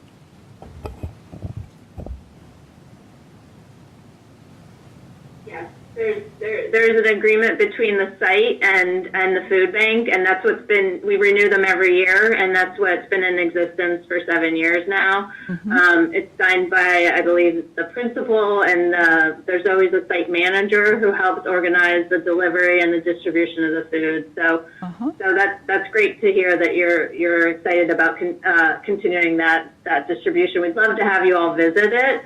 You know, social considerations that are taken into account, but it's a really wonderful distribution of food, and other organizations come forward and will bring other supplies that families might need in forms of clothes and shoes, and so it's a really wonderful distribution. I hope you all can come by sometime. And yes, and I've been. Add to what Cynthia has said, and we appreciate the conversations that we've had leading up to this as well. Absolutely, we're looking at, and I would say instead of revising an agreement that is very focused on and standardized across family markets, we can certainly look to establish one with the city of Manassas Park, as we do with others from an emergency situation, and how we would activate and partner and engage. So more than happy to do that, because we do need to be prepared. There will inevitably be the next emergency that we have to deal with, and we'd be happy to work with the city when that arises. Okay, wonderful. And I have been to observe the family market. It is fantastic, and we've made clear over and over that we don't want to interfere with that. Could you please forward a copy of that agreement to Dr. Saunders and to City Manager? That would be deeply appreciated. Thank you. Sure. Okay. Sure, no problem. Okay. Any last-minute questions or comments? I think just one thing. Last night, Adam, you explained to us how the measurement for a meal is. Could you explain that again for everybody? Because I thought that was kind of interesting. Yeah. Cynthia, you could speak this much better than I could. I love it when you tee that up, because I just used this as an example the other day with our architects. I hope I'm not disclosing too much, but somebody said, like, oh, I found a way to save $7,000 in construction, but that's not very much when you're talking about a $32 million project. But from a food bank perspective, what that means is one meal is about 1.2 pounds of food, and $1 gets 2 meals. So $7,000 in savings in construction will equate to 14,000 meals, which equates to feeding a family of 4 for 3 years. So that is the equation. One meal is 1.5 pounds, and $1 donated serves 2 meals. definitely building this facility, to meet our needs, but making sure that we're cost savings wherever possible. And all the subcontractors working on this project understand the importance of Emission and the work that we do, and are going about their work very responsibly. So we're excited for this facility to be based in Virginia and to serve the needs of Northern Virginians. Thank you. Follow up? Sure. Okay. Thank you very much. We really appreciate you coming this evening, and it was a wonderful presentation. Thank you for joining us. Thank you for having us. Okay. Thank you. Thank you. Thank you so much. On to our proclamation. Next, we have a proclamation designating June 2022 as Pride Month in Manassas Park. Whereas the city of Manassas Park is a welcoming community and an exceptional place to live, learn, work, play, and raise a family. And whereas Manassas Park recognizes the importance of equality and freedom from discrimination, and whereas the nation was founded upon and is guided by a set of principles that includes that every person has been created equal, that each has rights to their life, liberty, and pursuit of happiness, and that each shall be accorded the full recognition and protection of law. And whereas the city of Manassas Park's lesbian, gay, bisexual, transgender, and questioning LGBTQ community are a vital part of all fields and professions and contribute to a stronger community.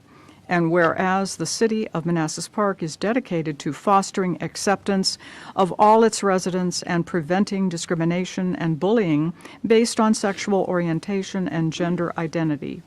And whereas Manassas Park is strengthened by and thrives upon the rich diversity of ethnic, cultural, racial, gender, and sexual identities of its residents, all of which contribute to a vibrant character of our city. And whereas the Centers for Disease Control recognizes that LGBTQ teens are at higher risk to be the victims of violence and have increased suicide rates. And whereas it is imperative that young people in the community, regardless of sexual orientation or gender identity, feel valued, safe, empowered, and supported by their peers, educators, and community leaders.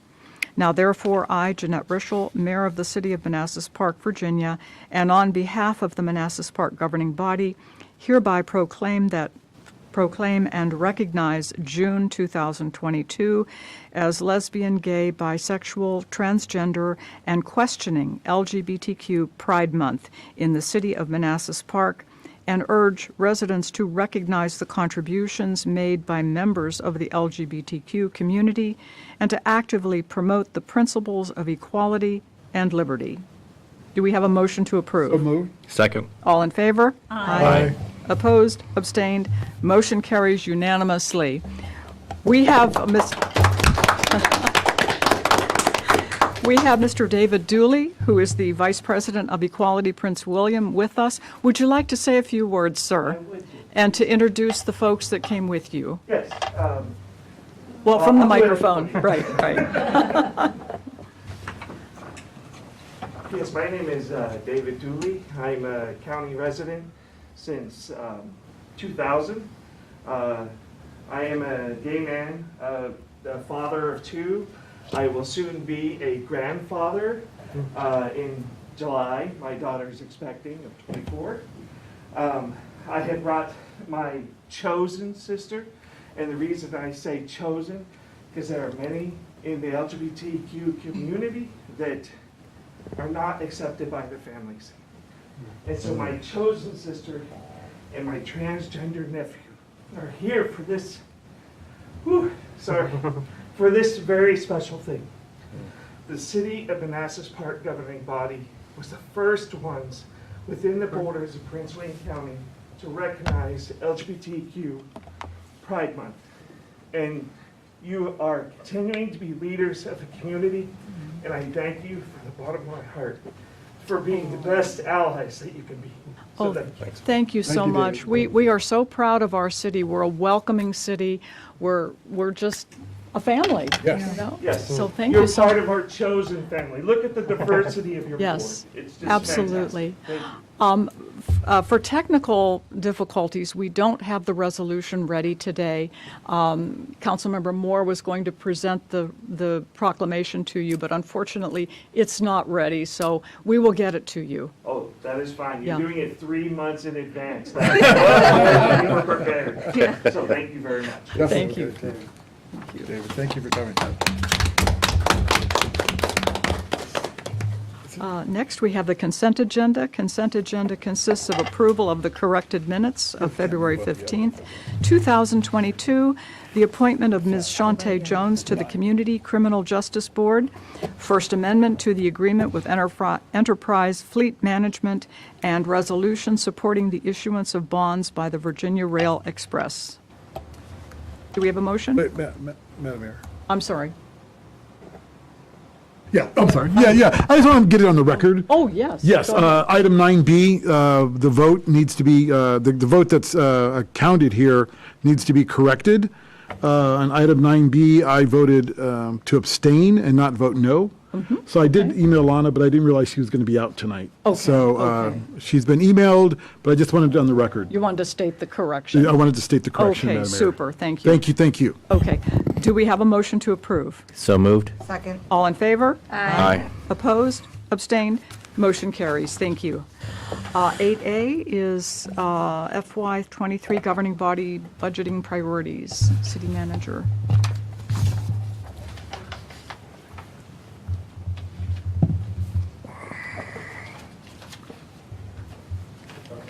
Good evening. You should have a hard copy in front of you as well of the governing body priorities. I'm sorry, Laszlo, can you talk a little louder? Yeah, so you should have a copy in front of you as well if you want to reference a hard copy. But the goal for tonight is for you to review your priorities list and let me know if you want to make any edits to it. I have the file up here so I can make active edits, and then the goal will be that I'll get this printed out and then I'll hand it out to you all. I can email it to you all as well, and then you can fill it out. Try to get it back to me early next week if possible. I get the assessment data next Tuesday, so I should have a good understanding of revenue. We'll need to have treasurer, commissioner, finance, and try to finalize our revenue forecast. And then I'll, after that, work to finalize the full expenditure and revenue budget. So I would like to have your priorities kind of set in stone before I meet the assessors on Tuesday. So that's the goal tonight, to try to finalize this if we can, and then I'll print it out and give you hard copies. So we don't have to complete it this evening. We can complete it Yeah, you can fill it out and then email it to you. Okay. Are there any comments, additions, anything? Yes, ma'am. So I guess it's more of a suggestion. Is there a possibility, because you look at economic development, it's a very common theme. And so is it a possibility that we could come up with a common theme and then break down sub-themes and then decide off of the sub-themes? Like sub-bullets? Yeah, I kind of piggyback that. I feel like some are very repetitive, so ranking the repetitive ones is just going to knock down maybe something that should have been number 2. It's kind of futile. Yeah, exactly. I agree. And just, So I guess if you guys all agree, let me know which ones you want me to delete. You want to merge Which some? ones are Have merge. repetitive? Which ones are repetitive? A point of clarification just on process. Are we ranking by category or the whole list? In other words, So within each category you rank, because your categories are already ranked when we did this. Yeah, I remember, yes. Last year, so unless you want to revisit your strategic goals, right? So we put that in order. Of economic development is number 1, balanced slicing of the pie is number 2, community maintenance is number 3, Right. infrastructure is 4, financial management is 5, service delivery and staffing is 6, and then we have a miscellaneous category that didn't necessarily fit into the priorities, but so I know that your economic development priorities are going to be top, but within Right. that, I kind of want to understand kind of what your priorities are. so there's 7 there that are listed, so unless we collapse, right now I'm ranking 1 through 7 for economic development. Yes. Very good, thank you. and I'll there's get that 2, clarified. right, and there's 2 that are exactly the same. Yeah, you have to take one off. one? Row 5 and 7 are the same. Yeah. 5 and 7. It should be 1 through 6, potentially. 1, 2, Oh, yeah, 3, okay, 4, so we 5. can eliminate that That's one. what you get for having proofreaders On this paper, it's row 3 and 5. 3 and 5. 3 and Yeah. 5. You're all like, 3 and 5. like English Which is teachers. maintain, right? Oh, yes, boy, that, word for word, right? Yeah, so it should be 1 through 6 in that Okay, category. okay, Any of these that you would like to merge? Okay. Want me to just copy and paste them? okay. Well, so, you know, The first 4 are basically saying the same exact thing. yeah, One cell. yeah. Everyone agree with that? Which one? The first one? First 4. First 4. Continue focus, resources. Yeah, I guess I all just do.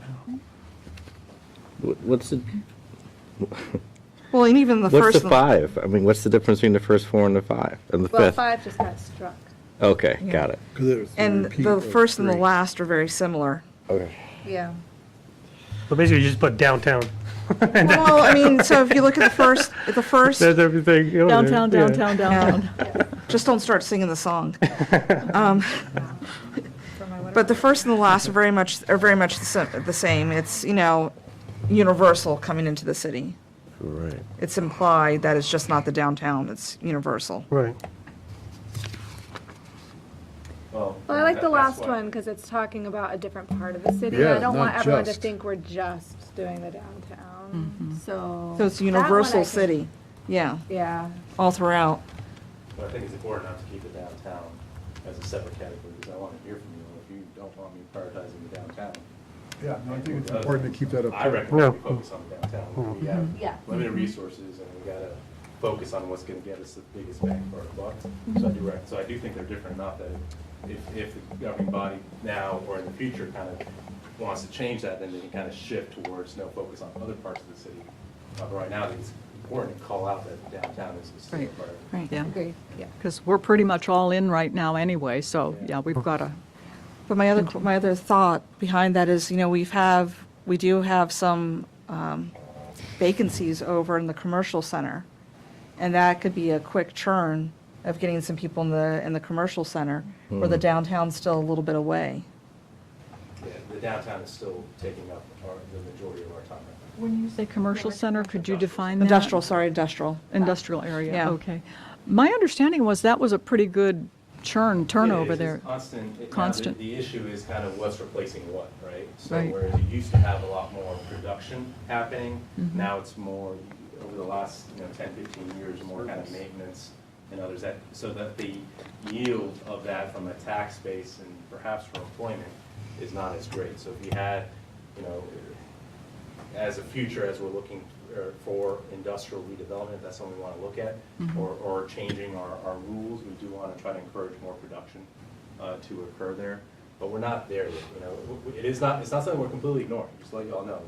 Chris has been working on trying to find some consulting dollars, other things to get us some, just like I remember 4.5 years ago, I did the same. I first started off with the analysis, the market analysis for the downtown. Before I move to anything, I want to know that it's actually feasible.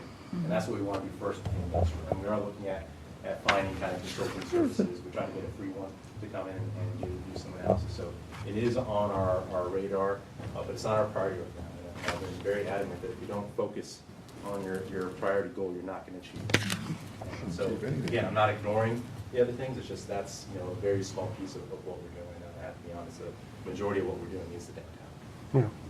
Yeah. Okay, thank you. Hey, last, Collapsing the first 4? Yeah, so I think these first two are this one, maintain a downtown as a vibrant urban center with high occupancy rate. I think that clearly aligns with this one. I'm sorry, can you please speak louder? Sure. So this maintain a downtown as a vibrant urban center with a high occupancy rate clearly is the same as this one. This one just says why we're doing it as a revenue generator. This one's more about vibrancy in terms of kind of community value. That's why I thought that's why I didn't want to assume for you all that I could just merge this. I thought there was enough of a difference there that I kept there, but they kind of accomplish the same thing. So I don't think there's any issue with combining those. Well, let me tell you what the difference is, because I put the maintain the downtown as a vibrant urban center. Yeah. And my thought process for that was, okay, we have the downtown, let's focus on it, let's maintain it, let's keep it vibrant, and make sure our businesses are there and filled. It's not recruitment, it's maintaining Maintaining what it. we have.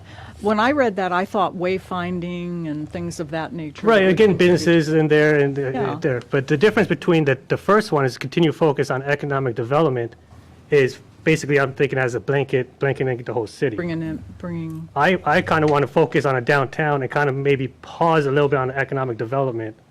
And my priority is going to be more on the staffing side this year, but that's why I have maintained and continued focus, I think is two separate things in my opinion. I would agree they're two separate things also. Because when I look at continued focus on economic development, I see that, to me, that means bringing in the business, doing what we can to bring in business. And like you say, vibrant, that could mean taking care of what we have. It could mean Right. wayfinding, prettying up the downtown, Beautification events, yes, stuff like that. beautification, yeah. What does everyone else think?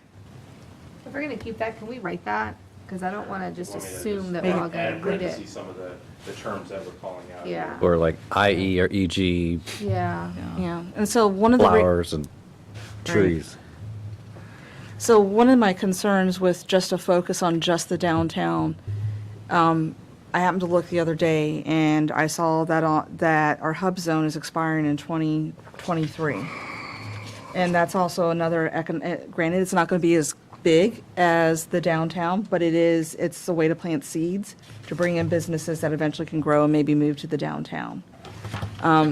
My concern with just always focusing on the downtown is that we have these other opportunities, these other seeds that we're going to miss. So I do agree, we have to put energies into downtown, but it can't be all that. Otherwise, we're going to lose some opportunities. And that's why we got to keep it separate. Yeah. Just to clarify, the hub zone is for the census district that's west of 28. There's not a lot of office potential there. But- Just from a market standpoint, if you want to extend it out to east, then you can have some value there. But where to the tracks, but I'm not sure how feasible even the census. We can't, the window of opportunity came and went. We were preparing for the new census, that was when we needed to do it, To expand. to expand it. I talked to Mickey Berry, she was working with him on that, and I don't know if we had the population to be able to pull it over. And so I'm not necessarily looking at building businesses, like putting people in office spaces, but homegrown businesses, which is how a lot of times your hub zones begin, or your 8As, your small government contractors, that's how they begin, is in their homes. It's improved retention. So we had a very Yeah. vibrant, growing business in our industrial sector that was doing some awesome new technology, and they got a huge multi-million-dollar federal grant, and they needed to grow, and they had no space in our city to grow, so they ended up leaving. So I agree with you, if you have kind of that space for them to grow, if we have some good office development with our city, and within our downtown, maybe that's where that could happen, but we're not there yet, and office is going in a very different direction. The better opportunity we have, I think, is with industrial redevelopment for more production again, and that way you can kind of tap into some of those, because we're looking for production and for office as well for that business. We don't have the infrastructure here, the necessary kind of facilities to kind of support that kind of business. Well, it seems to me that, I don't want to debate it tonight, but are we saying that we should add hub zones on our list of economic development? So And then we hub- can just prioritize? I know that hub zones are a little bit complex. I don't know much about them, I just know they're a little bit complex. But my philosophy is use every avenue you can to bring in money. And, the other part of it is the hub zones also gives us an opportunity for residents that live in a hub zone to be hired by hub zone companies, because they're required by the federal government to have so many people that reside in a hub zone in order to keep their hub zone status. We actually have a hub zone entity here in the city, they're Yeah. renting out their stone house, so Yeah. It did. that's the only one I'm aware of, though. It didn't work so well, though, in practice. It was not as successful as we had hoped it would be. Right. Right. So I'm talking about, so think about it, using it as an incubator, right? You draw people into the city to reside in a certain area, to start their own businesses in that part of the city. And the way government contracting is working right now, everybody's teleworking. They're not pulling people into offices, they're not even pulling people into government offices. But the way it works, though, is they take census tracts, determine how many people are below a certain income level. Yeah. And the central area here which includes, the Connor Center, which would be a great location because it's got all the space. It doesn't fall within that hub zone income level. So Yeah. we're stuck everything west of 28. Right. Sometimes it boils down to bang for the buck. Do we have the staffing and the resources to add a hub zone initiative in addition to our downtown efforts, which probably need to be the priority because of the potential for the incoming And revenue? it could be something, and I'm not talking about a full-blown campaign, but it could be something as simple as reaching out to the Hub Zone Association. There's a association for Hub Zone companies, and let them know that we're here and that it's expiring in next year. So, come on in. Do you want to add that as a? That's my point. Yeah. Yeah, go ahead. Yeah. Sure. Yeah.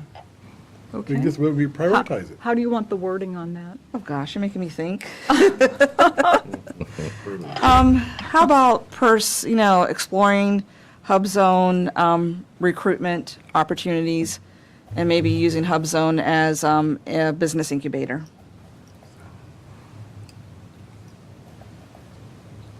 Recruitment and business incubation opportunities.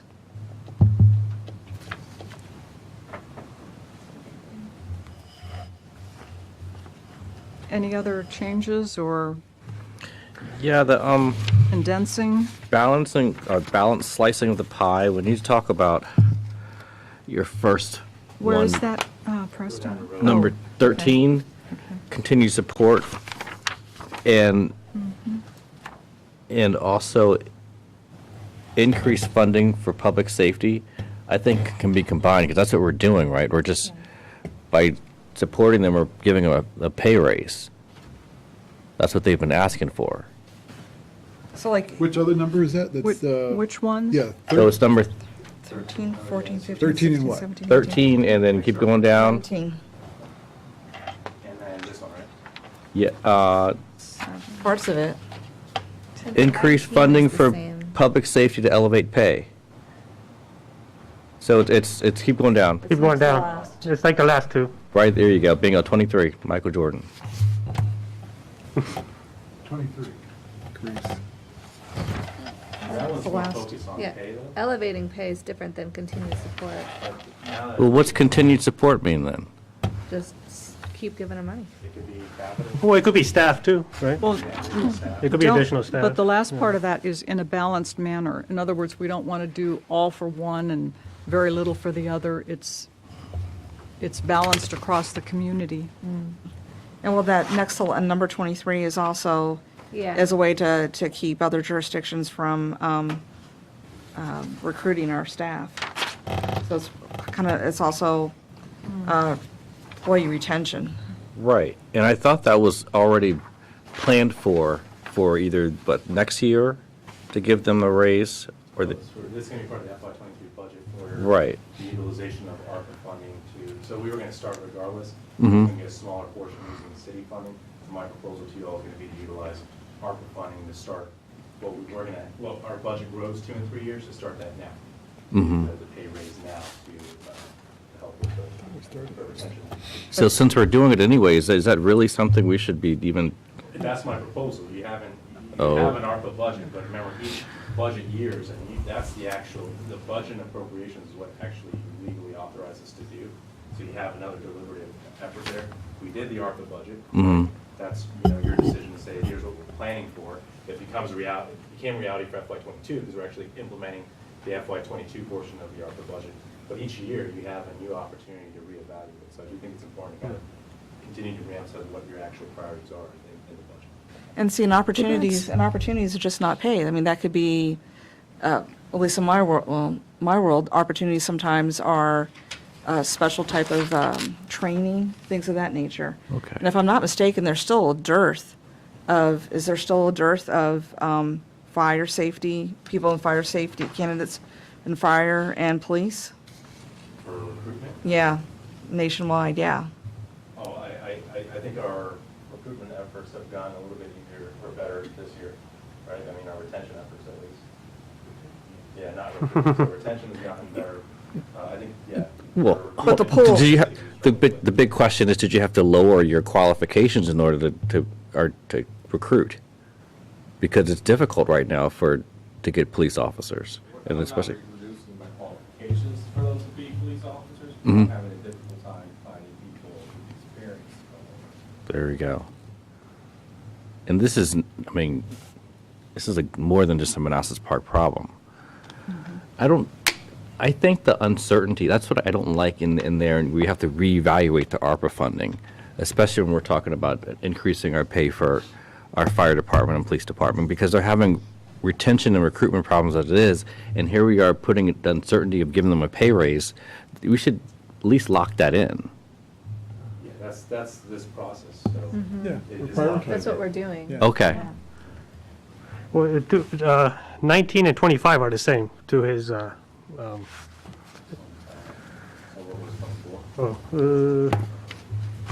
does it say?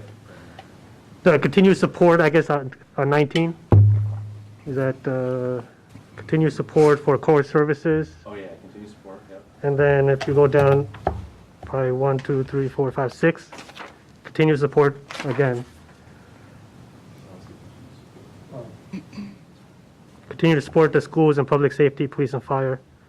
Yeah, it's the same as the top one, And then right? same as The the, first one, yeah, that's one that I noticed. Well, hold on. So the first one's a little bit, oh, yeah, it is, correct. basically the same Yeah. thing. Yeah. So the first one says in a balanced manner, that was the only thing that was. Yeah, the only difference was the balance manner. Is that way you don't, like, Yeah. So can we keep the misrank first one? something? and Yeah, I think strike Keep the first one and in a strike the balanced second one. manner, Yeah, you yes. can delete this one, yeah. Keep, yeah, the little one at the bottom there. Yeah. Also, is evaluate reduction in tax rate and reduce property taxes, are they different? Yeah. Exactly the same. Yeah, Congress does that all the time. One's a, Yeah, there's a difference in I don't- evaluate and reduce. 17 and you 18. learned that lesson. Well, you can say evaluate, Because it does say at highest percentage possible, so they kind of do say the same thing without disrupting Yeah. city services. Just your all's point, one was evaluate. One was- It's If I to vote for study. evaluate, that just means One's gonna think about study it. it. If I vote for reduce, it means do it. If you want to delete, I recommend deleting the evaluate. Yeah. I do too. because Yeah. by very nature, in order to reduce, we do have to evaluate, right? We're going to Yep. do that anyways. Yeah, so It it- does say as possible, so that still involves some kind But of. that was a good out to try to, if you can't do a We're gonna reduction. delete, evaluate. Yeah. Yes, please. Okay. This other one still has a Oh. possible without disrupting. So the second and third one, are they kind of in the same vein, COLAs and staff raises? No. No. One is market-based adjustments. Okay. Get the apples to apples positions, making sure that we're competitive with other jurisdictions. The COLA is across the board adjust for inflation. Okay. Can we go back up to the economic development? We've already left one. Yeah. I just want to feel, Sorry. I guess, what that means, continued business development and support. We were offering incentives and nothing was happening. What is that, development? That could be the, like, things like the voucher program, right? Mm. Just, that's one thing. The other, what we're talking about, Lamar is kind of eventually developing kind of a small business program, business. All right, I guess, all right, that makes sense then. Things like that. Yeah. That's where Yeah. that- I think putting the voucher in parentheses on that one would be helpful. Yeah. Business voucher. Yeah, that's cool. Okay. It's also like training, no? Like training, training or like giving people information on how to start a business in the city. That would be part of that, continued Yeah. development. Oh, yeah, the business development, yeah, I guess that would make sense. It'll all be part of a small business. Exactly. Yeah, training's a good Like idea. how to take out a home occupancy permit if you want to do a home-based business. Yeah, I mean, Good idea. we offered it a couple years back, but then no one was taking it, and I Can we think do it they online? scratched it, and then it Yeah. came back again or something. Again. It was on and off. We haven't been able to kind of put the time and effort in. Yeah. I think Right. with Lamar, All right, we're yeah, gonna- that makes sense. We have a new person. Yeah. And you just need to be consistent. Yeah, yeah. Kind of- No, I mean, I agree with it, I was just wondering if it's something that we're gonna have time to actually The do. downtown's gonna help, because Okay. then we can do things like expos here. Yeah. In the downtown, and you just have better visibility, so I think you're gonna get better participation. And the other way around it is like you actually hold an in-person one, you record it, and then you put it up on the website for future use. So this way it's on demand. Yeah. I got one thing, and that's in service delivery and staffing. It's the first one where you talk about hiring for Yes, Public yes. Works and Parks and Recreation. Structure to happen. Now, as I learned from the presentations, this is very critical. And so you can, the way it's worded, it just looks like very blasé. And Which one? it's for Public Works and Parks and Rec. Oh, okay. The staffing. And just, can I delete Parks and Rec, because we already do have part-time and seasonal there. Well, Unless can we- you want to expand. Can we kind of let him finish what he has to Hold on, say but do before we? we delete? But do we have enough for Parks and Rec? Okay, so if we do, but this is critical for Public Works. Yeah, absolutely. Yeah. So maybe add in order to fill future openings. For, Or just, That way you in order mean- for them to do their job, I mean, Oh, you just. Okay, hold on. So we've got cross-pollination over here on community maintenance. The second one in there has to do about funding, pay, benefits, and opportunities for community development. And that kind of goes in line with the one that you just spoke about. Mm-hmm. One is development services division, so planning, zoning, code enforcement. Right. The other is public works crew. totally different. Isn't Public Works underneath the Community Development Department? It's part of the department, yeah. Yeah. So when you say kind of under community maintenance, it's more about code enforcement, zoning. We put parking within that as well. That's kind Yeah. of when we had the town So- hall, those were the areas. Okay, so then in that case, then maybe we take that second one, our community maintenance, and move it over underneath service delivery and staffing. Well, the problem is that community maintenance is a higher priority. So by doing that, you're reducing the importance of focusing on community maintenance. Mm-hmm. Okay. Community maintenance right now is a higher priority than the service delivery staff. Okay, I see what you're saying. Which I don't get. But that's the way it worked out. Open it up Yeah, again. right, I'm not. The prioritization. But, you know. So, No, gotta keep going. So can I delete the Parks and Rec? I didn't want to do that before, but we already have this, unless you want to add. No, I think the parts are. If they have enough, I mean, because they make money off the rentals, and so that they're kind of just about to break even at the amount of rentals they have, and so the staffing does produce a quality service so you can have those rentals. That's good. Can I put expand? Yeah. Sure. do you think maybe we should make them into two? It's your all's discretion. I'll just put it in one, it's fine. One? I'm good. Okay. You are right, because you are going to see that actually in this year's budget, because of Mhm. plaza maintenance and other things. There is going to be some expansion. If we go back to infrastructure, there are a few. Now I lost it. Well, the first two. Yeah, the first two. Well, this one, the second one says especially in the west part of the city, that's why I kept that. Oh. You know, that should be one. Well, I don't think we should segregate the city, Yeah, that's. personally. Yeah. Let's keep the first one, because old, define old. Old can be 20 years, it could be 150 years. You don't want to delete number two. Well, the first one, you say throughout the city after pipes. Yeah. Throughout the city. Yeah. And then delete the last one, yeah. And then you delete the second one, right? Yeah. Yeah. Okay, Okay, leave. that's a good one.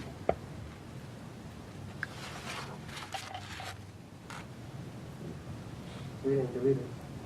Oh, do you want me to delete it? I thought you said keep it. No, No, we're gonna delete it. Yeah, Delete delete it. Yeah.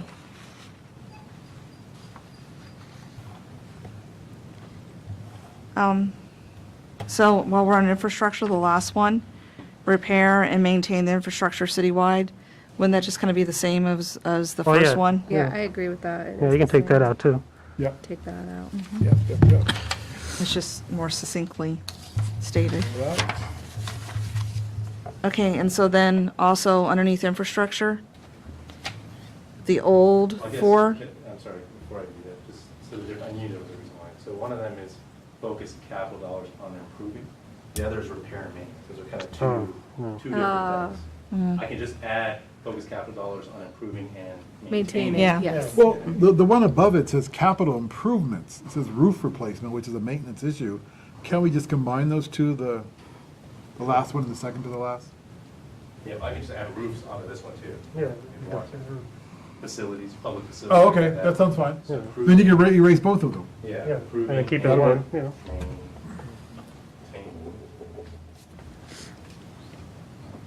Public facilities, right?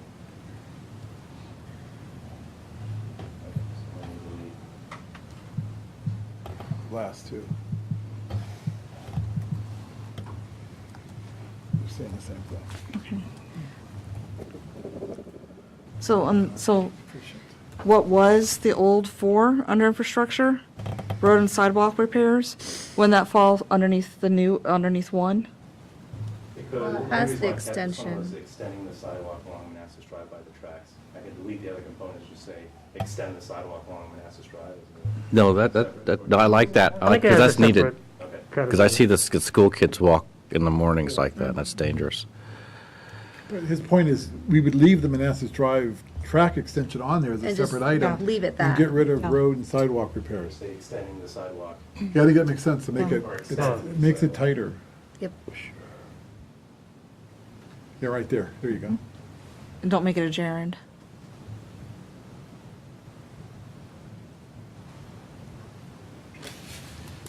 Then under financial management, we have evaluate and discuss city support for the constitutional offices, but we had that exact same thing under balancing slice of the pie.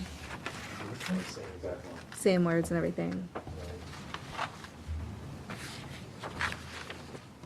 think I kept it here because I saw that as more financial management, and where we talked about balancing, slicing the pie. It doesn't matter where we put it, but maybe just Well, pick it's a one. higher priority, so. That's why I thought the we. question is, do you want it to be a higher priority, then I keep it in the second priority. If Or it's keep a it lower under one, financial. yeah. So I guess what's the consensus? Higher priority or? I think financial management. Yeah, I agree there, financial management. So that's a lower priority.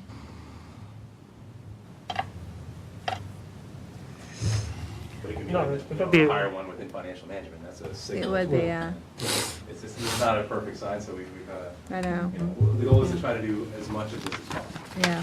And just, Down under service and delivery and staffing, can we combine enhanced city delivery of services to our residents with the one that follows it? So we have to decide where we're deleting that other one. Oh, I'm sorry, what? We didn't decide where to delete the last one yet. Oh, okay. Do we want to delete it from financial management or balanced slicing of the pie? I think I'm hearing delete it from balanced slicing of the pie, 1, financial management, 2, and you said balanced slicing of the pie. No, I said financial management No, you want to keep it there, not delete it. or financial Yeah, so management. You're saying delete it from balanced slicing of the pie. I'm saying keep it in financial management. Yeah, to me, that's where that belongs. It is confusing. Does anybody else care? Financial. That's Keep fine. it in financial. That's fine. No preference. Now we had another one that Jeanette was talking Okay. about. Yeah, now we can go after. Yeah. All right. All right, so now you said in service. Service and delivery. Enhance it, city delivery. 52, could we combine 52 and 53 in some I way? can put Including communications and better customer service in parentheses, Yeah. no? Delivery of services and customer service, that, I mean, I realize there could be a fine distinction there, There but it is, yeah, so one is more focused on outputs and what are the goods and services we're providing. You know, doing more of, you know, doing it in a more efficient way. The other is kind of how, when we interact with citizens, how we engage with them for a customer. So it's like if you go to a Okay, restaurant and you have okay. great food, that's one thing. How was your service while you were getting that okay, good food is okay. the other. Yeah, I So- see what But you're I can put saying. in parentheses, including communications and customer service in this one, just to combine. Yeah, what do you think? I think so. Yeah. Yeah, Because it goes hand in hand. Combine. Yes, yes, yes. It'll, Combine. yeah, Well- it'll help clean it up. Yep. Well, let me explain those two, because those are mine too here. All right, so enhance, what did I say? Enhance city delivery of services, right? So that could be also code enforcement. All right, enhancing any type of delivery, even leaf collection, right? And other services. So that's why that was enhanced city delivery of services, even through technology, the Are you paying the tickets and stuff like that. Like in a timely manner or Um, more? Just more efficiently, effectively, like Lazo was saying. And then the community service was kind of like, I've been pitching this for a couple of years now, like having a designated person within the city where they could direct people where to go and follow up, answer phones, stuff like that, like customer service rep for the city. Yeah, there is a big difference between communication, customer service, and In actual providing the service. product. Yeah, so that's Exactly. why I think those, We should keep wanna it- get good at yeah. all I think we should keep it separated. yeah, that's why I had it separated. We can, you know. That's my I think logic so, behind it. because you have to prioritize which one we're gonna be. Right. Like if we need to hire somebody, right? Right. Or we need to get something new to give better services. Right. I mean, because we hear, I think we should keep it sometimes the separate. phones are backed up or Exactly. full, Yeah. and no one follows And up. people- right? exactly. So that's why that line is just for communication, customer service. Oh, that's fine, that's Right. fine. I You think know, we should keep yeah. it separate. That's fine. How do we improve customer service? Training. Councilman kind of started getting to that in terms of always having someone here to Kinda be like there for concierge. residents, to follow up, right, with the residents, to make sure that their And direct inquiry them to gets the right department. department. So it's. It'll be like an FTE. Basically, yeah. Or to improve customer service? Well, just someone, like when you walk in this building, you don't know where you're going. Yeah, no, there's You don't know no one where to greet you. anything is. There's no receptionist. Yeah. You're not going to be successful. I mean, but my top complaints I hear from some citizens is that they're not given good customer service by the employees that we have here. Yeah, that's. So- Do better That- training. That's what I'm That's just focused service on. at itself. Right. That's service in itself. Well, I'm talking about a customer service rep.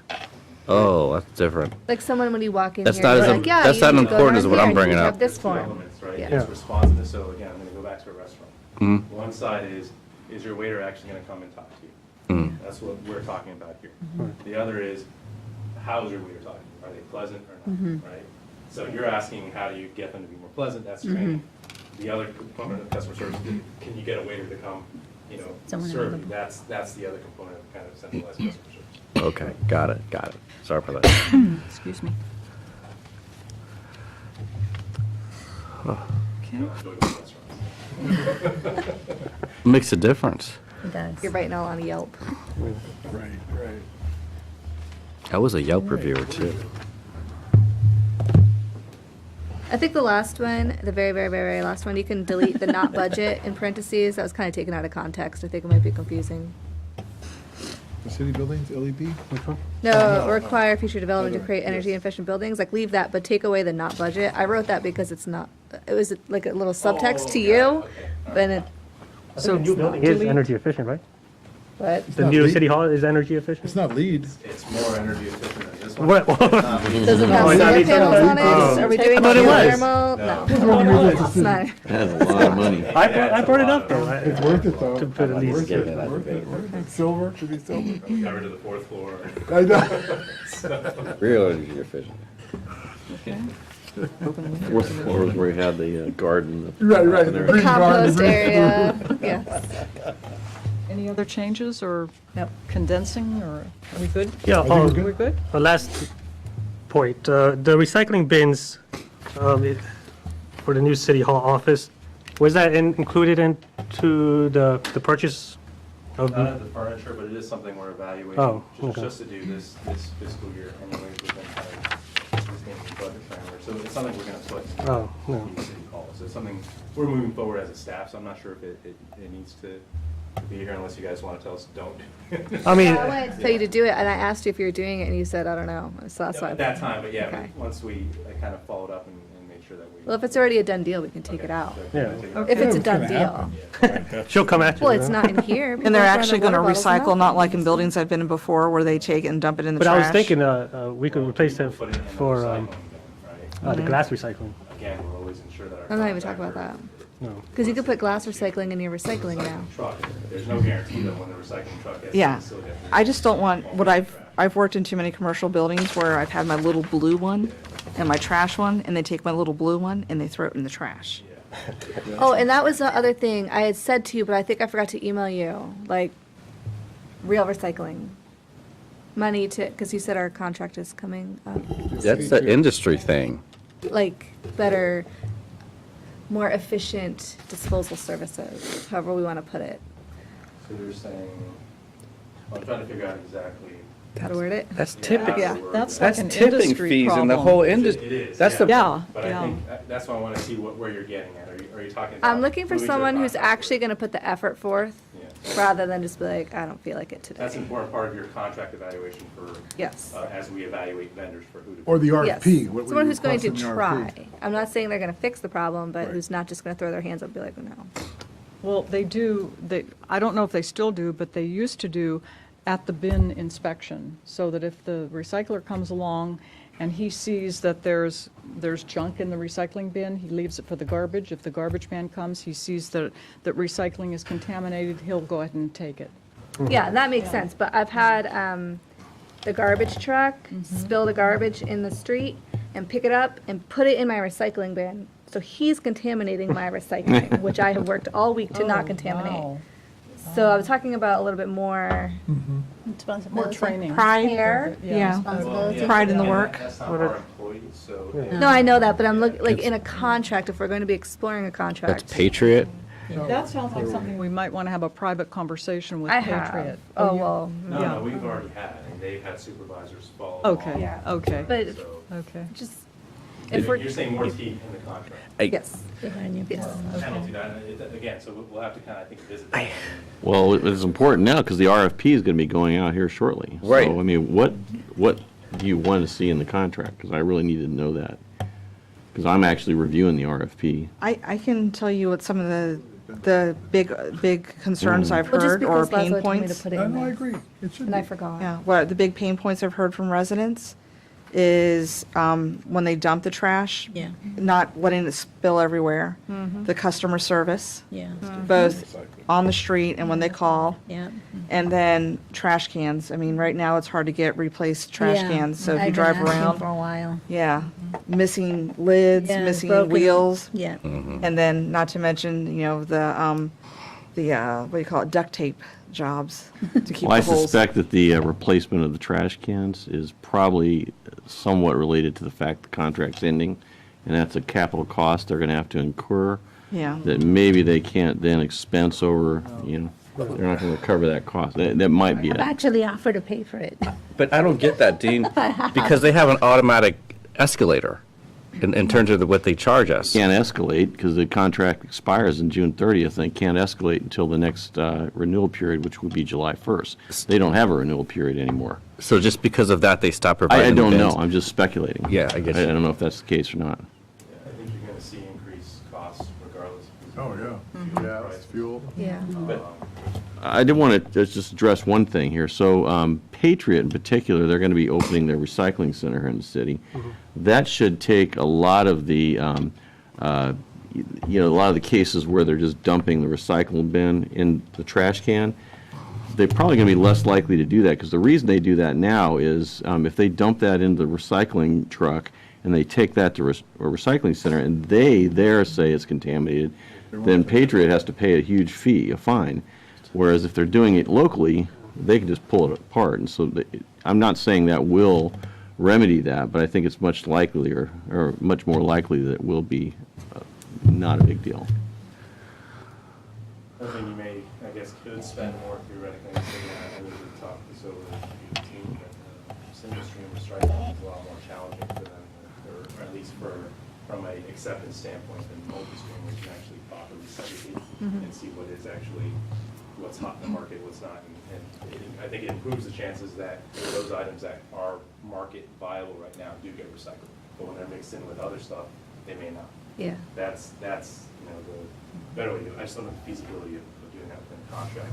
And again, residents, you had to have multiple bins. It'd be a little, complex. Might be a deterrent. Yeah. Okay. Okay, That's all the stuff I have to say about trash. yeah. Are we, I are can we go- done Yeah, we're fine. adjusting? Yeah. Are we? Okay. Will you resend it to us? Yeah. Okay, super, thank you. And will you let us know when you need it by? Yeah. And you'll let us know when you need it by in that email? Yeah, well, yeah, I'll just remind you, but again, if you could get it to me by Monday, then. Not to be picky, but could you also, when you print it, not this way, but like that way? I will when it's. Spreadsheet. I wanted to do the bigger font for you all right now. Mm-hmm. All right. The landscape. Yeah, that's what it's called. Okay, moving on to voucher program.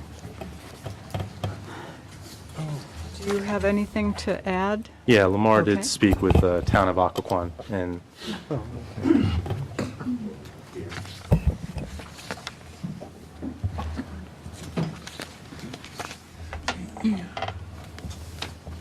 Good evening, Mayor, Vice Mayor, City Council, everyone in attendance. So I wanted just to just give an update in regards for the voucher program, reaching out to some other localities to figure out exactly how they implement these programs and how we might be able to emulate it. We're able to get some information back from Aquaquan, just to kind of give down some general highlights of the program. So we see that they actually utilize CARES Act funding in order to create a shop and dine voucher program. So this was just to incentivize your local businesses. It wasn't specifically set for restaurants. It was just businesses throughout the city. We also see that what they did was they distributed a mailer packet to all the town households. So they have approximately 500 households in the city. And each of those households has a P.O. box. So when they were distributing them, they were distributed to their post office boxes, and their post office boxes, again, centrally located in their city. So when they actually went ahead and put these this mailer out, it was actually a packet of 4 individual vouchers at $25 a piece. So each household received a packet of $100 in vouchers. And when they were running out this program, they actually did 2 runs of these mailers. Each run was approximately $50,000.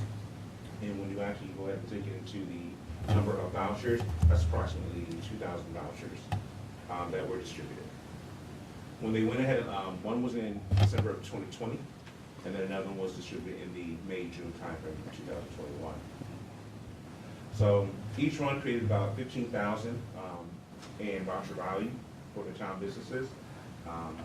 When we look at the actual redemption of these vouchers, they actually received about 15,000 per run. So for their entire program, they essentially put out a $100,000 budget, but then only brought back in $30,000 in regards to voucher redemption.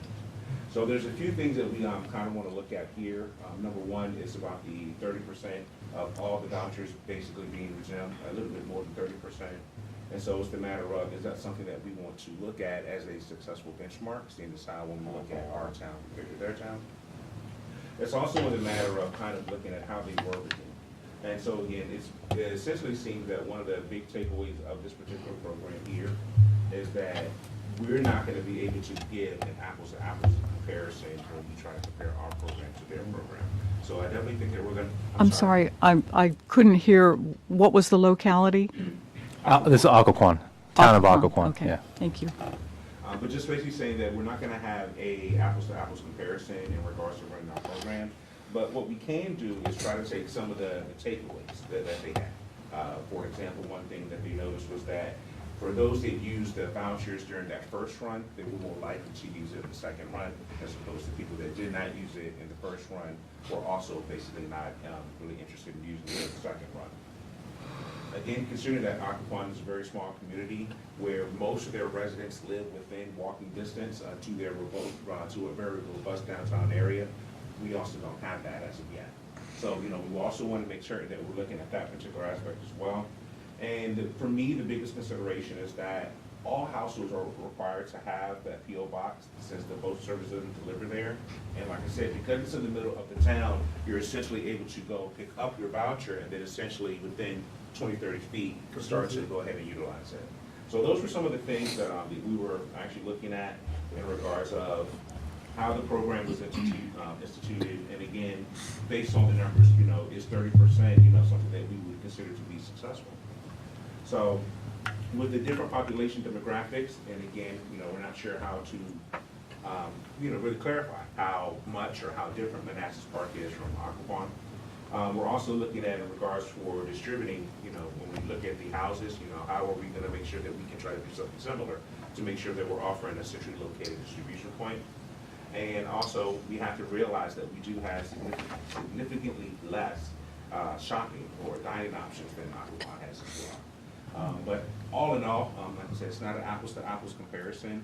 We are currently, I have a meeting with Miles Friedman, and he is the economic development consultant that helped the town of Haymarket institute their voucher program as well. And so again, we, at least based on overall initial, conversations, we do believe that Haymarket would be closer to what we're trying to do here.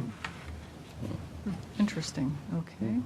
Are we still linking our voucher program to vaccinations? Yeah, we're not changing our recommendation, especially actually after hearing that town of Occoquan only had a 30% usage rate and they didn't link it, that doesn't provide evidence that it would necessarily be more robust than by doing that. But of course, we certainly understand if you guys don't want to link the two, that's just our recommendation.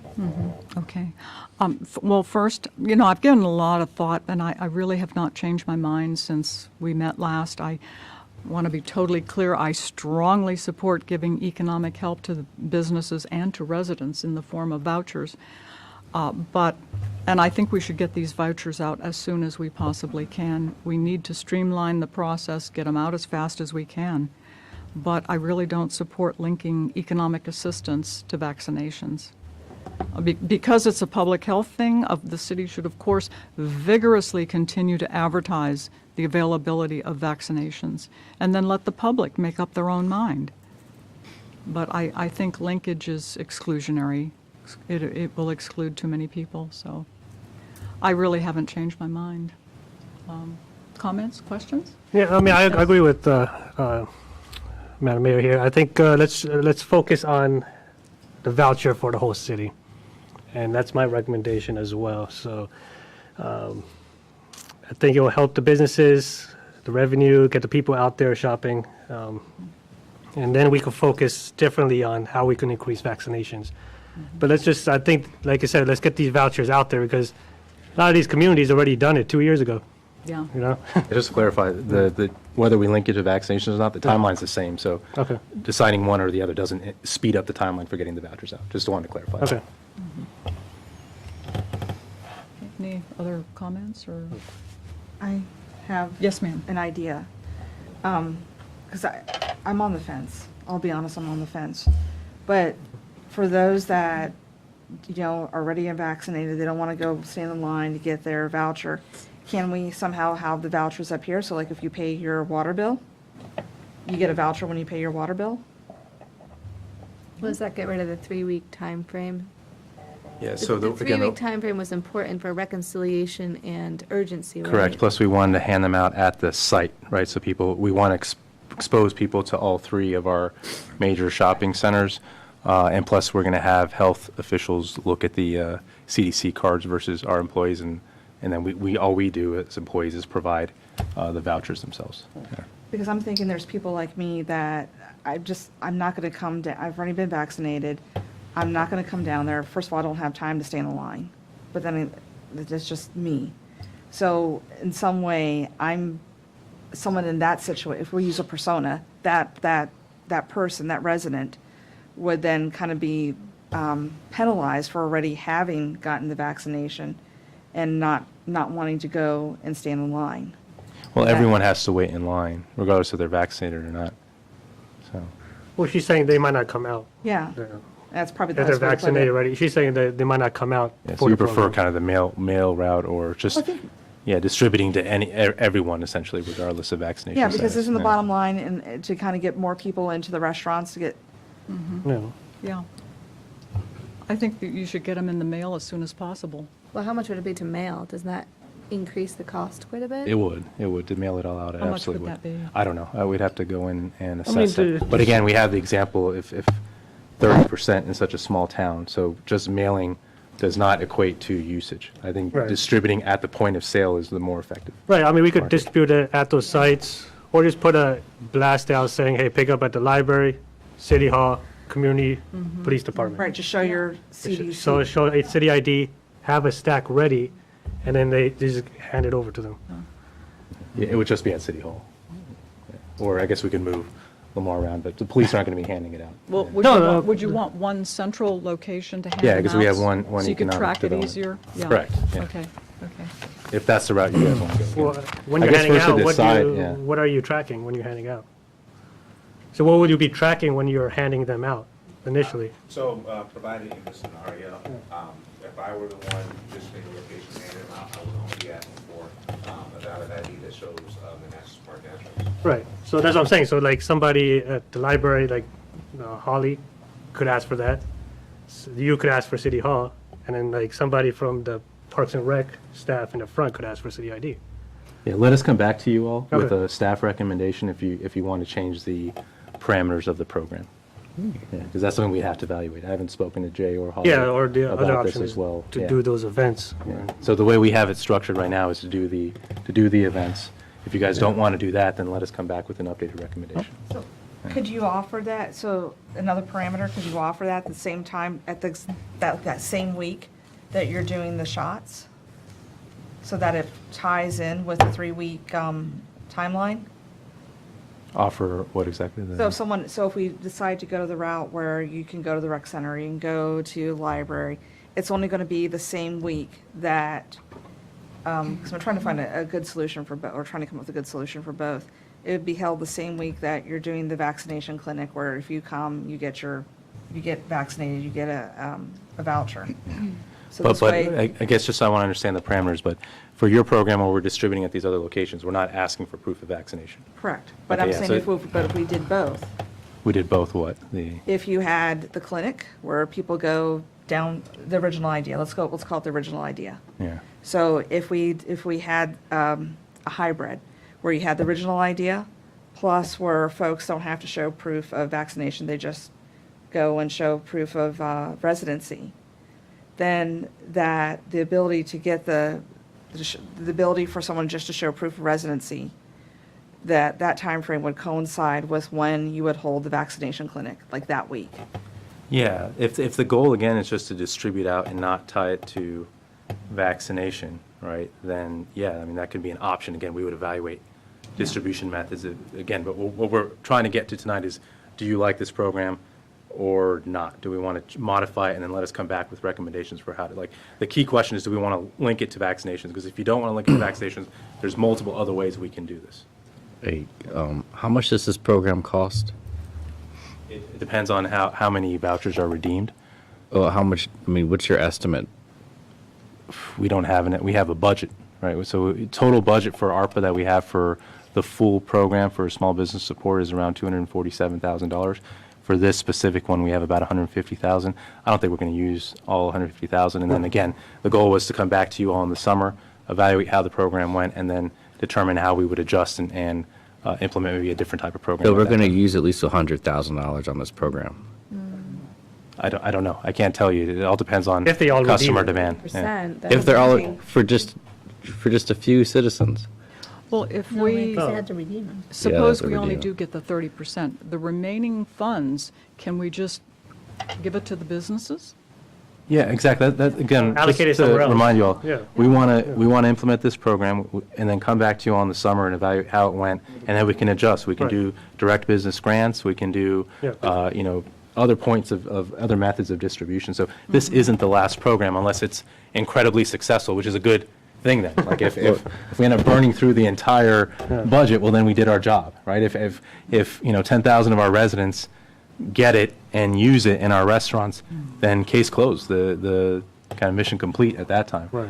But I don't think that's going to happen. So the goal is always to come back to you all and then recommend kind of the next steps after that. Yeah. I just didn't want to lose because we talk about finding other ways to improve vaccination status. You look at the kind of the studies, it's more communication, quote unquote, okay? Yeah. Doing that, and then incentives, right? So I'm not sure what other incentives, we have to offer.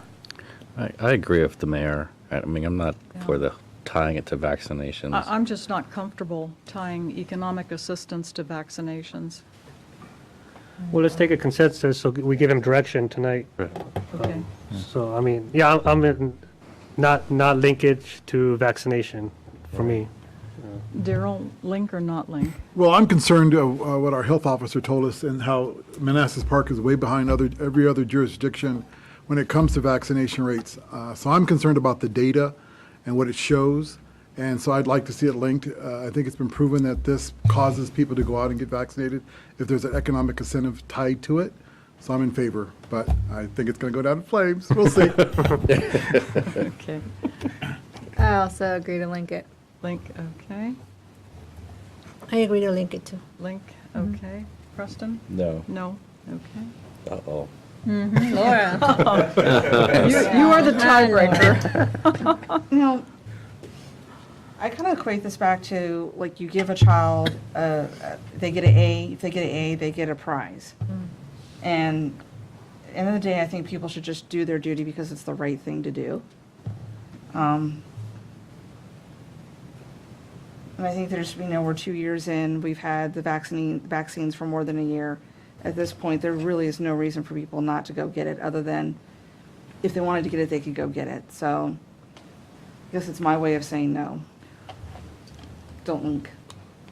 No link? No link. No link, okay, yeah. Okay, so we'll come back then. Yeah, we'll come back then with an updated Yeah, proposal yeah. then. And I've really tried to understand the way the opposition thinks, try to understand the perspective of people who do not want to get that vaccination. And I did a little research, and there's concerns, first of all, about the reluctance of companies to release the raw data for the clinical trials. For example, the FDA, in response to a FOIA request, asked for 55 years to release their data. Fortunately, that went to court and it didn't stand. There's also the issue of informed consent. That could not be provided to the recipients of the vaccine. Millions of people got that vaccine without informed consent. So these are the concerns that I listened to. That plus my own gut instinct.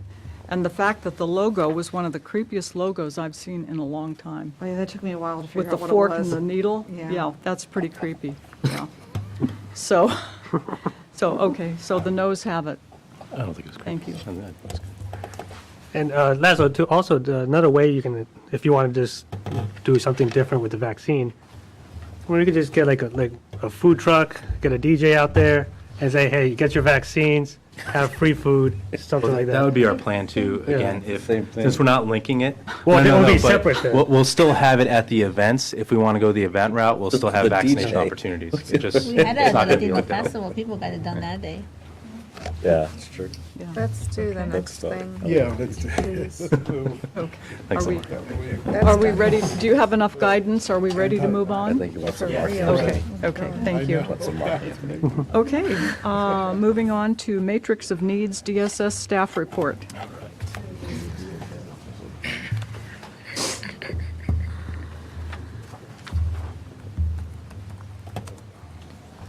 Good evening again, Mayor and members of the governing body. So as requested last week after the Department of Social Services presentation on some of their metrics and operational impacts, you'll ask me to just come back with a full matrix of needs across all the line departments, and that's what I did, and I provided also kind of a backup document if you wanted more information about kind of these positions that I had each department kind of provide some input to the process. Of course, Mandy already briefed you last week, so you already had input there, and you see the top left. I just summarized kind of the key takeaways of that presentation, that we're looking for two positions, one for family services, one for benefits. The rationale for this is just a dramatic spike in volume of cases that is overwhelming right now. The Department of Social Services, that's way exceeding kind of the capacity growth that we've had from DSS over the last few years as well. We propose again to pay for this similar to kind of how we did the fire department overhires in terms of taking the annual salary savings and applying that to fund these two positions. So the net cost of those two positions is $58,000, but that's after getting state reimbursement. So the check going out to both employees is more than $58,000, but because we get reimbursed from state, the actual impact taxpayers is $58,000. But again, we believe that $58,000, or a good chunk of it, will be covered by existing savings that we have every year due to lack of retention. Right, so same model, even with the fire department when we had the two overhires. I think this year we're going to be closer to getting to our goal, but even then we maybe increase the average actual staffing level by 1 FTE over the last few years. So there's still kind of that annual savings. We still have come under the salary line item, even though we've had the overhire position. So that's the goal here. Also more of a long-term goal, since we will be asking for reimbursement with the increased spending that we'll have on these employees and seeking greater reimbursement from the state. Then the goal is for the state to increase the amount of 855 reimbursement that they give to us, because 855 is, they cover 85% of those costs, versus what we do for the biggest chunk we have right now is 858, which only covers 40% of the cost. So we want to bump that 855 And the way you do that, again, is just to demonstrate that you're spending more. And we always keep, since we keep coming under budget, there hasn't been that push for the state to increase our 5.5 allotment. So that's kind of the first cell up there. Then again, like I said, I asked the departments to provide some inputs as well. Some of these I had planned to kind of put into the budget as well. Again, the dispatchers, that's a very key service that we provide for residents to make sure that we have enough people there to answer 911 calls. We're struggling with retention because we're having essentially one-person shifts. So when you're brand new and you're being thrown into doing that work without kind of getting that extra support, it's really tough to kind of hang on to those people. So the goal again is to have 2 people so they can, come to use the restroom, do other things during the shift, and make sure we have adequate coverage versus what we have right now, which is where we have one person per shift. You can see the cost there again allocated for those programs, but it's been our goal for the longest time to allow or get to the city where we do have to the point where we have 2 dispatchers on staff at all times to make sure we're answering all 911 calls. Next, for the fire department, we had the 2 positions. In reality, when Chief Soper presented to you all back in the fall about what the fire department requirements were, we presented kind of the basic response to fires, especially when you start talking about townhome and even higher, where the critical need to have the ladder truck to join the fire engine and ambulance in that response, and how our staffing levels compared to all the other jurisdictions in the Northern Virginia area who are able to deliver that minimum delivery. We are not. So again, it's one firefighter. That's nowhere near kind of where we need to get to be able to properly staff that ladder truck, but it's a start.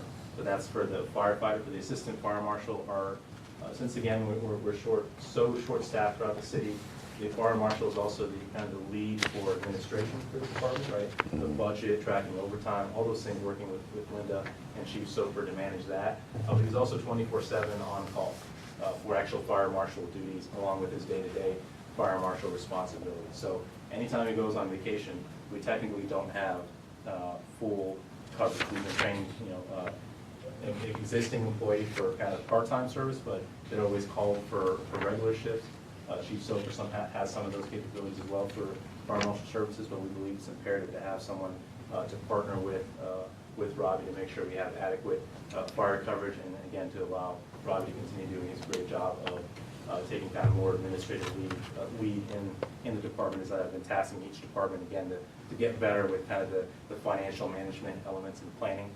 Robbie in technology. Robbie's been a superstar for the department, so we want to make sure he gets support when he does that. And again, this is consistent with the desire to move away from kind of one-person divisions. And the fire marshal division right now is one person, along with also taking the administrative lead for the department as well.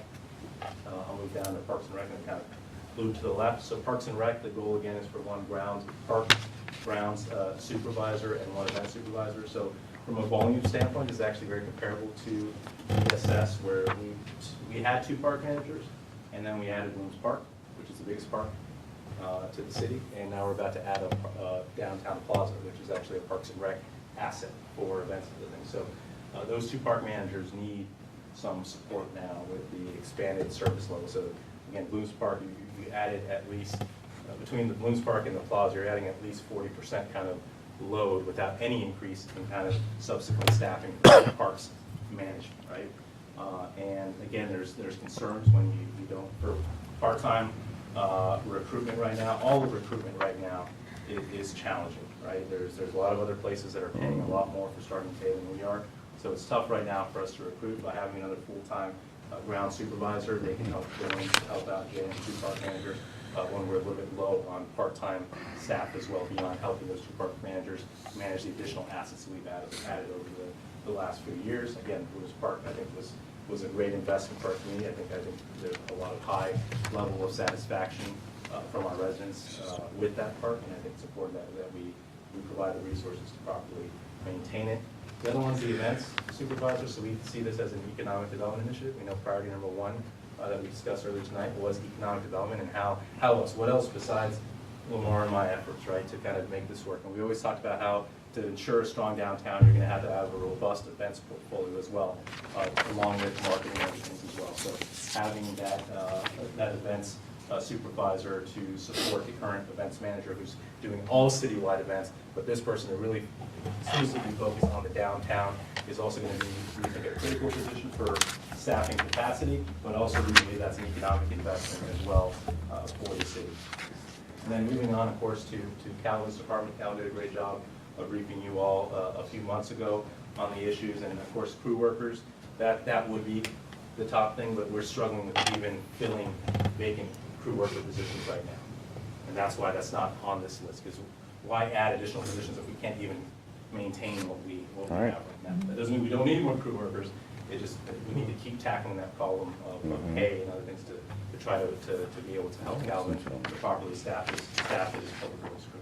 But for the positions that we're looking at, it's kind of quasi two and a half, but there's one kind of may not be on this because it already may happen. So that's the assistant, what we're calling the assistant city planner, zoning enforcement officer. So we've been trying to recruit 2 part-time code enforcement officers for the last year with no success. We believe that if we take those dollars and just try to recruit, a graduate with an urban planning degree, they can do code enforcement work, right, to help out our code enforcement, take more of a PM, project management role for code enforcement, but then also help out with our current city planner, who's also our zoning administrator and also our development services manager, with her workload because of the downtown. Again, that's all the economic development initiatives, and only to have one planner, one zoning administrator who's also managing that entire division, it can be overwhelming. So having that assistant to help her out with all the downtown items, building, the site plan reviews, everything that goes along with that, along with taking a code enforcement approach as well and focusing on code enforcement. We do weekly, bi-weekly meetings as a staff looking at code enforcement, right? And we have one code enforcement officer who's kind of doing the field work. We need kind of that supervisor who can also do field work and directly supervise the program. And that's what that assistant city planner would do. So my goal in the budget was to kind of reclassify the existing funding we have for the 2 part-time code enforcement officers to support that position. And then, so if that happens, then the actual need then would shift to field project management. Alan and Steve they do program management for all the different projects, right? But what they do a lot, what's valuable is at the desk, right? All the evaluation, RFP development, the review, the contract management, managing the staff, the public works crew, but actually having someone to be on the field, kind of like what we do with Chief Evans over at New City Hall for all the different transportation projects and utility projects. We don't have an on-field project manager to assist both Alan and Steve with that, and we're going to be taking on a lot of, in the next few years, a lot of water and sewer projects and a lot of transportation projects. So we feel this would be a critical need. Same thing with procurement and grants. You look at our entire budget, the number of line items that we have as a city, the number of RFPs, the number of payment vouchers. Calvin's department's 50% of that, right? It's volume, right? Because he has such a big portion of the CIP, because he has the water and sewer divisions, the stormwater division, it's a massive volume, and they get overwhelmed with all the different contracts and procurement things, as I'm going to discuss with the next item that we're going to recommend. It's overwhelming for them to keep up with all the contract management and procurement that they have to do for all the different assets we have, public works and development services, and all the different projects that we're doing as well. And that's why that position was listed as a critical need. And again, just a reminder, you can see the cost breakdown for each of these below. And then lastly, I thought of other needs that weren't necessarily line department, but that are critical in supporting the line departments to be successful with their operations. As I talked about with all the procurement and grants across the city, all the grants that we're applying for right now, everything we're doing with the downtown, getting the ARPA money, so increasing our procurement volume. We have overwhelmed the city attorney with a ton of contracts, and so it's a lot, and he wants to make sure that they're properly reviewed before we just move forward. So he needs some assistance with that, and that was something that I was going to bring to you all for consideration in FY23 to again keep the progress of our city going by providing that support. And then the customer service representative, what Councilman Javed was speaking about earlier, having that person here sitting at the main lobby, City Hall staff reception, always be there to greet our residents, to direct them to the proper department, where to go, right? We're going to be splitting up City Hall, so kind of letting people know where they need to go for X, Y, Z, answering the phones, directing them where to go, following up to make sure that the residents kind of had their questions answered. So that's kind of the start of centralized customer service, because we want to operate like a business. We want to be successful where someone will always answer the phone and make sure that our residents are properly served. So those are kind of the overall major, these are the priority needs of the city. And so I understand you want to see this, so you kind of compare what we want to do. But again, I wanted to reiterate that the social services one doesn't necessarily come at an additional cost because of the existing line item savings and because of the reimbursement from the state. Thank you. Any questions? Yeah, I got a question. Yes. So, Lazo, in your event supervisor for downtown events, I'm concerned about downtime, not downtown. So, is there any way you can include, like for instance, there was a futsal, which is indoor soccer tournament at the community center, or if there's a cricket tournament going on, or rugby, that's included in here as well for those large. It's not department or city sanctioned special events, but it's a special event that is large and it needs supervision as well. Yeah, and then we do that, right? So Jay has the recreation management team that manages kind of that element. Mhm. So we do have that covered. If we come out kind of greater promotion, it's certainly something I can talk about with Okay. Jay. Questions? That's it. Questions? Yeah, I have a question. Is there a possibility that that event supervisor, that will have sufficient events come in, that the revenue from the events will cover that individual's? If the events are tremendously acceptable, so we talked about kind of Aquapon earlier tonight. I researched them heavily when I was in Lovettsville for kind of how to do events. Because they make a big profit on their events. Or pre-COVID, I'm not sure, I haven't followed the last few years, but they did make a substantial profit on their events.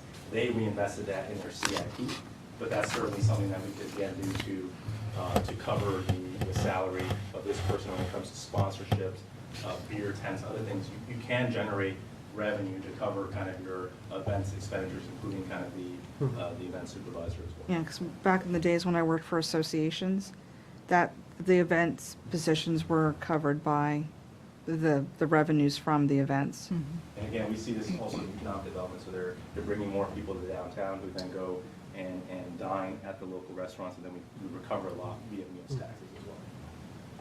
Yeah. If they have idle time, would you cross-train them to work within another department?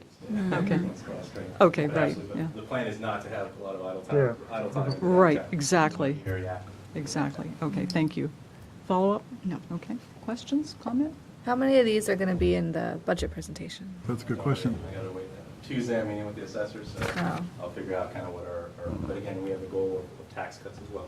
Yeah. So I want to try to balance it and see what we can get done. So we'll have a proposal that will surely include some of this. Okay. Councilmember Jabet? Oh, it's okay. Yeah, my question is follow-up with Councilmember Mensing. We usually do a 4 or 5 year forecast where especially when it deals with personnel.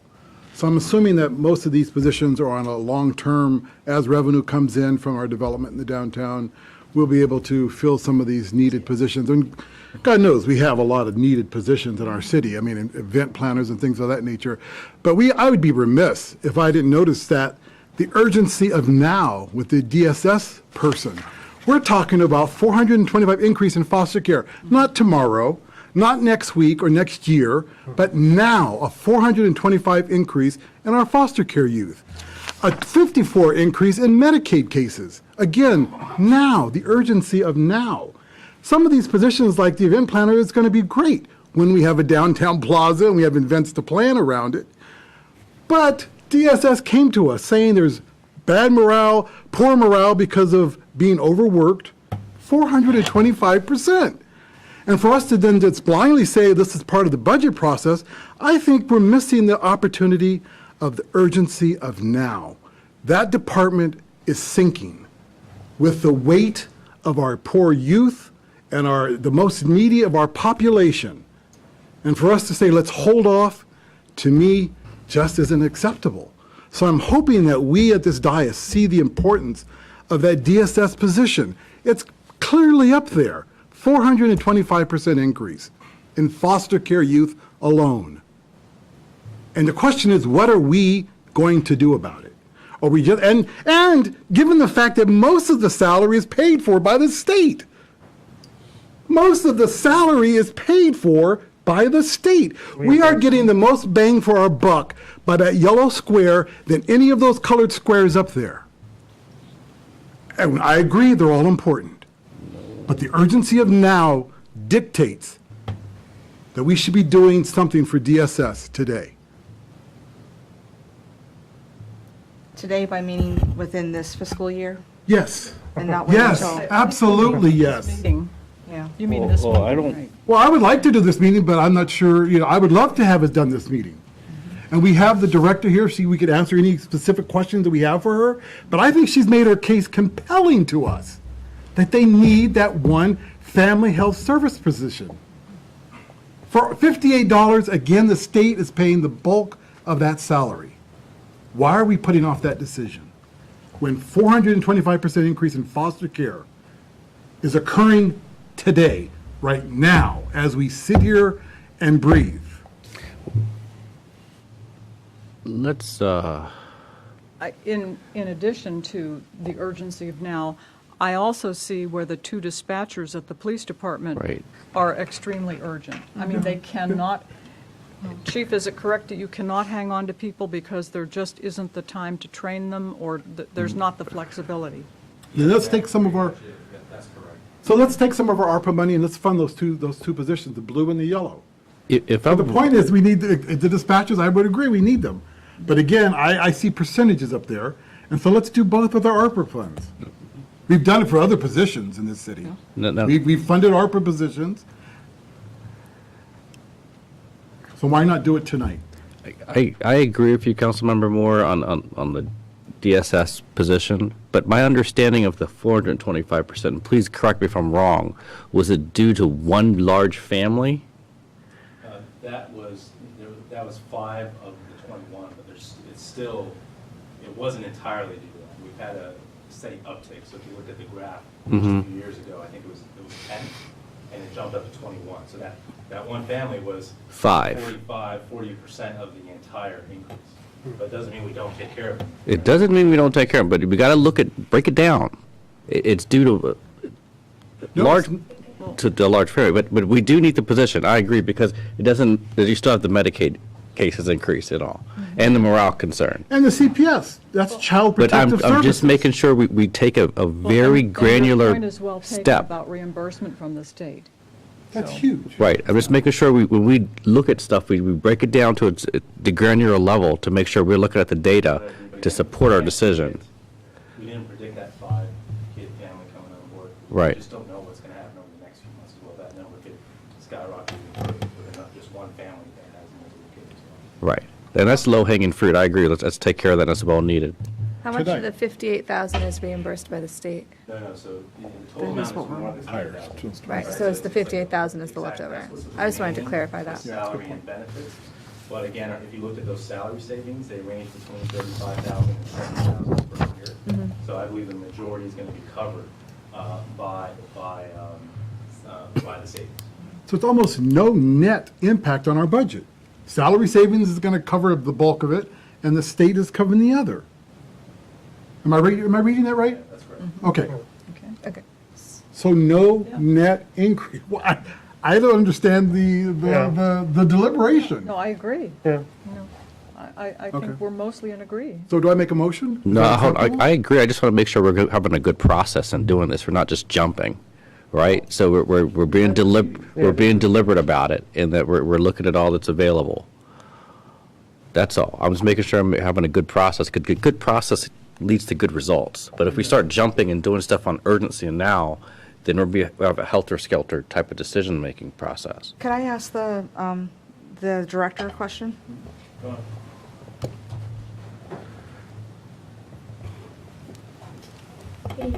Well, I have a question. So, you lost some staff, correct?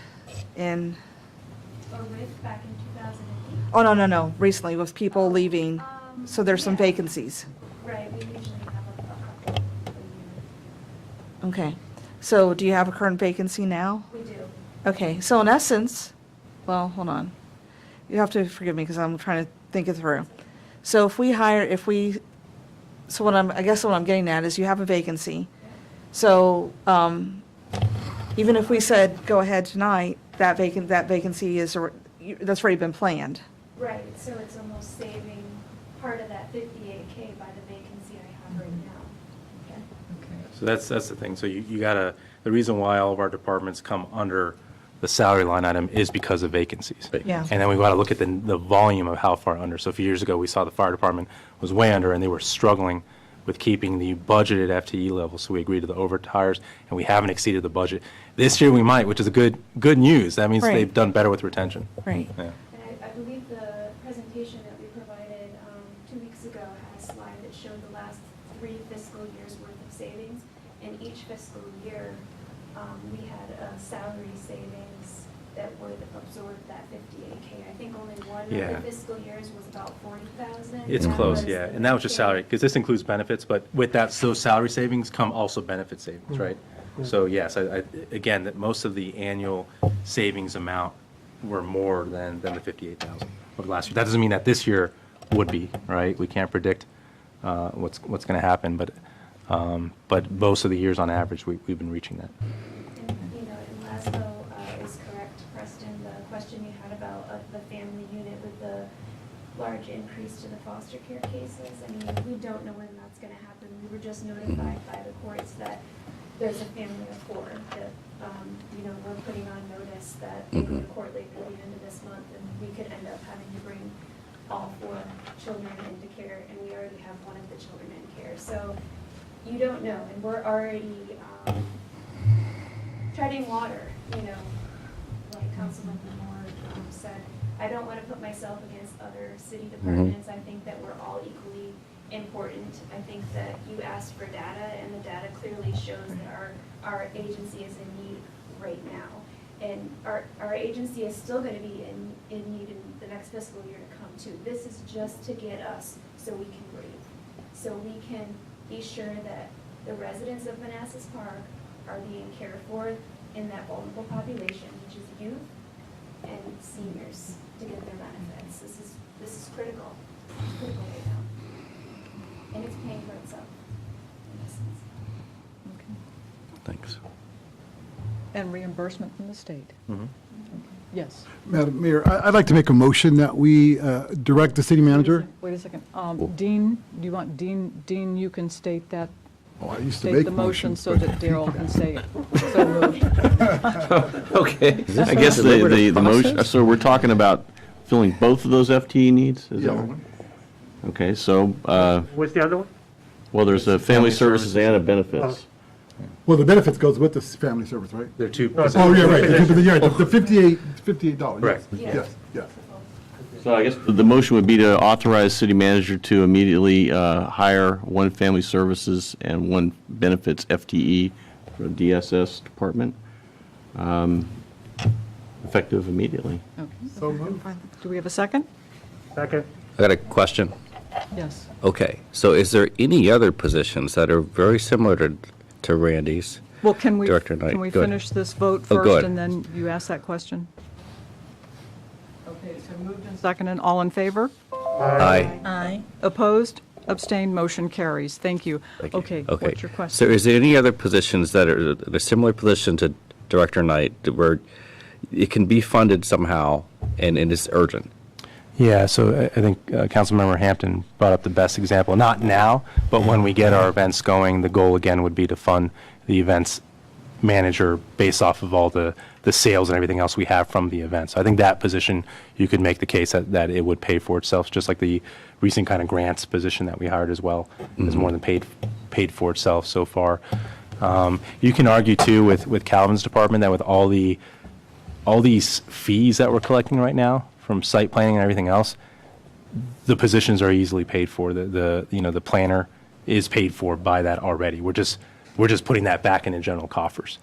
So you can make the case with the police department because of our the revenues with parking tickets, now with the speeding camera, and then soon with the red light camera, that you can pay for those dispatchers without really any financial impact to the city. So those are the kinds of things I am going to brief you all on. How about the FY23. fire marshal, the assistant fire marshal as well, right? The fees With the are limited inspections. with that, again, but that's one, again, we want to take advantage of those where we have the opportunity to pay for things internally to free up funding to pay for these other positions as well.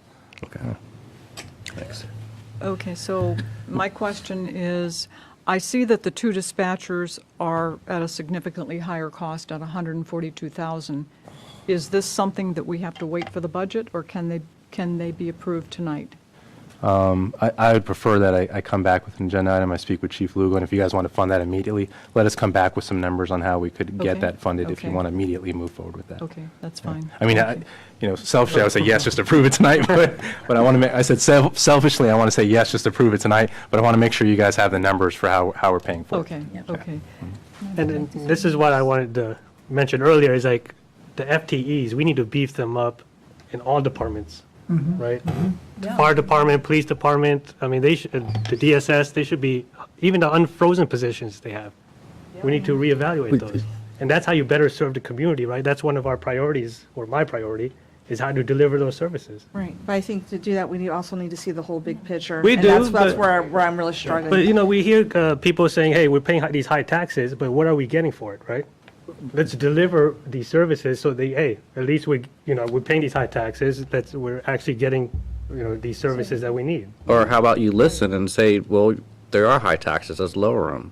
Well, yeah, I mean, we're working on that. I mean, that kind of gets to the main point of their sentence, their statement to you.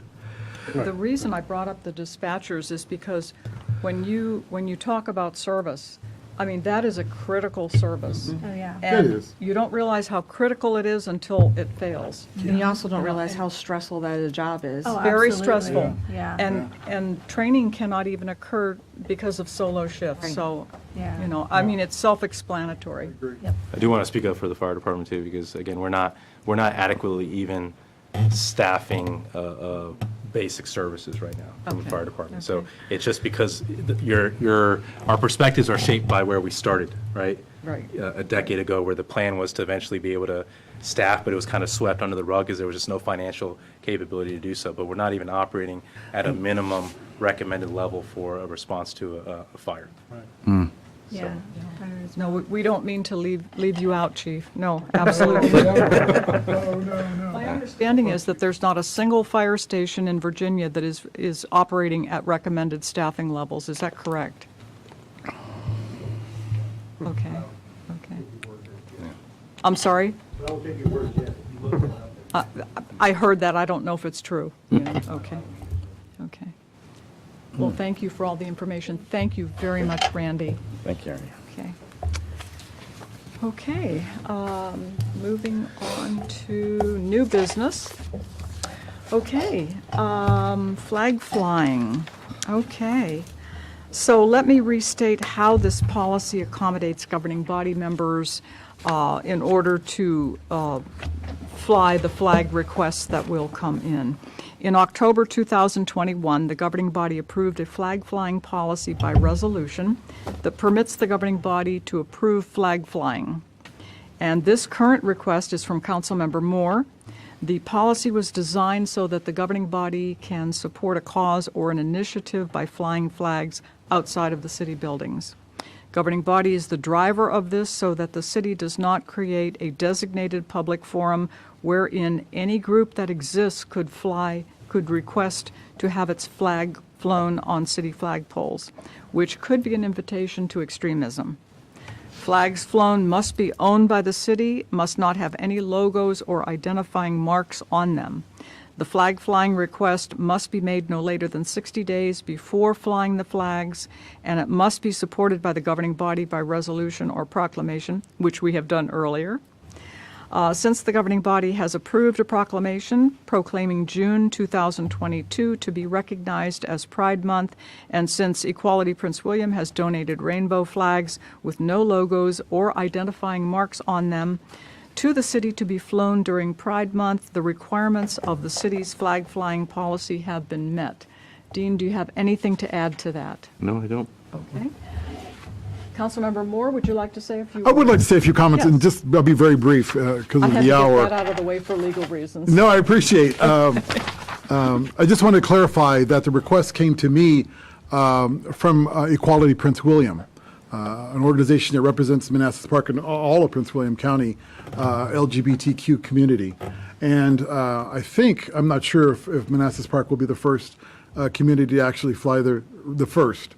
Thank you, to fly the rainbow flag at our official flagpoles throughout our city. So I'm proud of this moment, and I'm proud that we're able to bring this to the dais tonight. So appreciate Equality Prince William for being here tonight and representing LGBT community in our county. We are very proud of our inclusivity. Yeah, absolutely. Very proud. So the motion is that the governing body authorize and direct city staff to fly Pride Month rainbow flags during the month of June in support of Pride Month, consistent with the city's policy for flying flags from city flagpoles adopted on October 19th, 2021, as Resolution 21-1000-2138. So moved. Second. All in favor? Aye. Opposed? Abstained? Motion carries. Thank you. Thank you very much. Would you like the donated flags? Yes, Let's take a look. Super. Can you open one up so we can see it? Yes. Thank you. In fact, you already saw it earlier. Oh, okay, that was the one she that was was carrying. that Okay, was the- gotcha. And Thomas, there are no symbols or anything on it. It's, The symbolism is itself. they're nice. Okay. So this is the latest progress flag. And why is it the progress flag? Is because it includes brown and brown and black stripes to include minorities into what they have brought pride to the world. It was from brown and black transgender minorities that started pride. So the transgender is the white, pink, and blue. So those inclusion of those 5 stripes into the general rainbows is what pride is all about. Right. Oh, good. Very nice. Thank you. Thank you. Thank you again, Dave. And of course, they're all 5 people.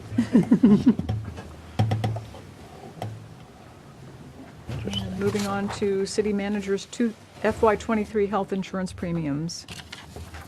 Thank you. Excuse me.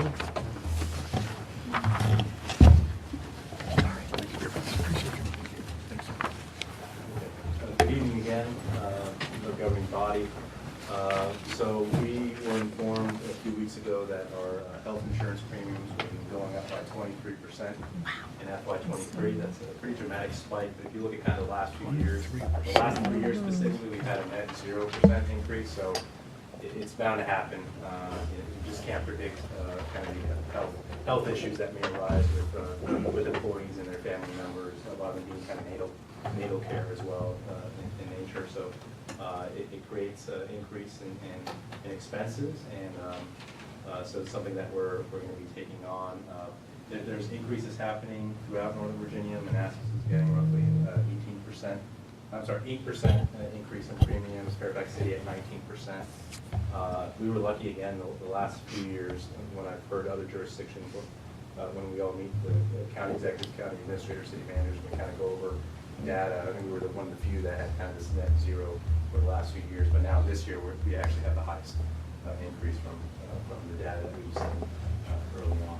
So to deal with that, it's a pretty big spike for both the city and for employees. And I thought I'd go down this summary here to kind of walk you through what that actually means. So remember, there's 2 people right now paying, or 2 entities paying health insurance premiums for our employees. There's the employee themselves who pay a portion of the premium, and then there's the employer, which is us, who pays a portion of the premium. So if we don't change anything this year, and we just accept the 23% increase and continue with the current kind of match plans that we have for our employees, our employee share will go up by $148,000 from $601,000 to $749,000.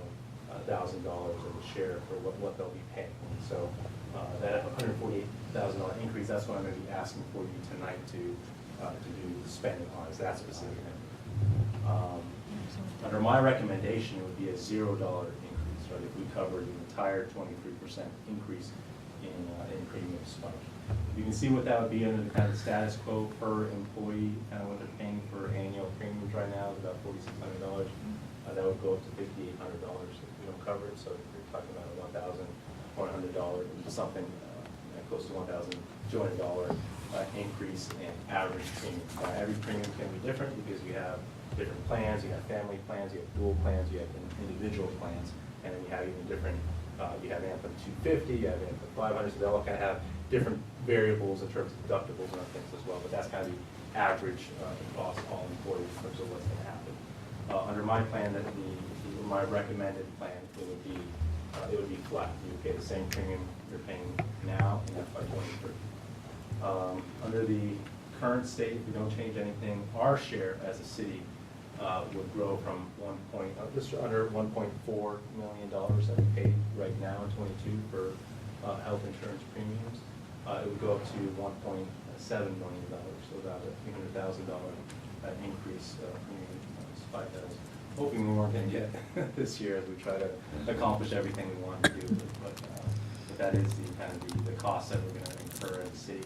Under my recommended plan, that would grow by $148,000, so our share would go from just under $1.4 million up to $1.858 million, so $467,000 increase instead of a $319,000 increase for the city in FY23.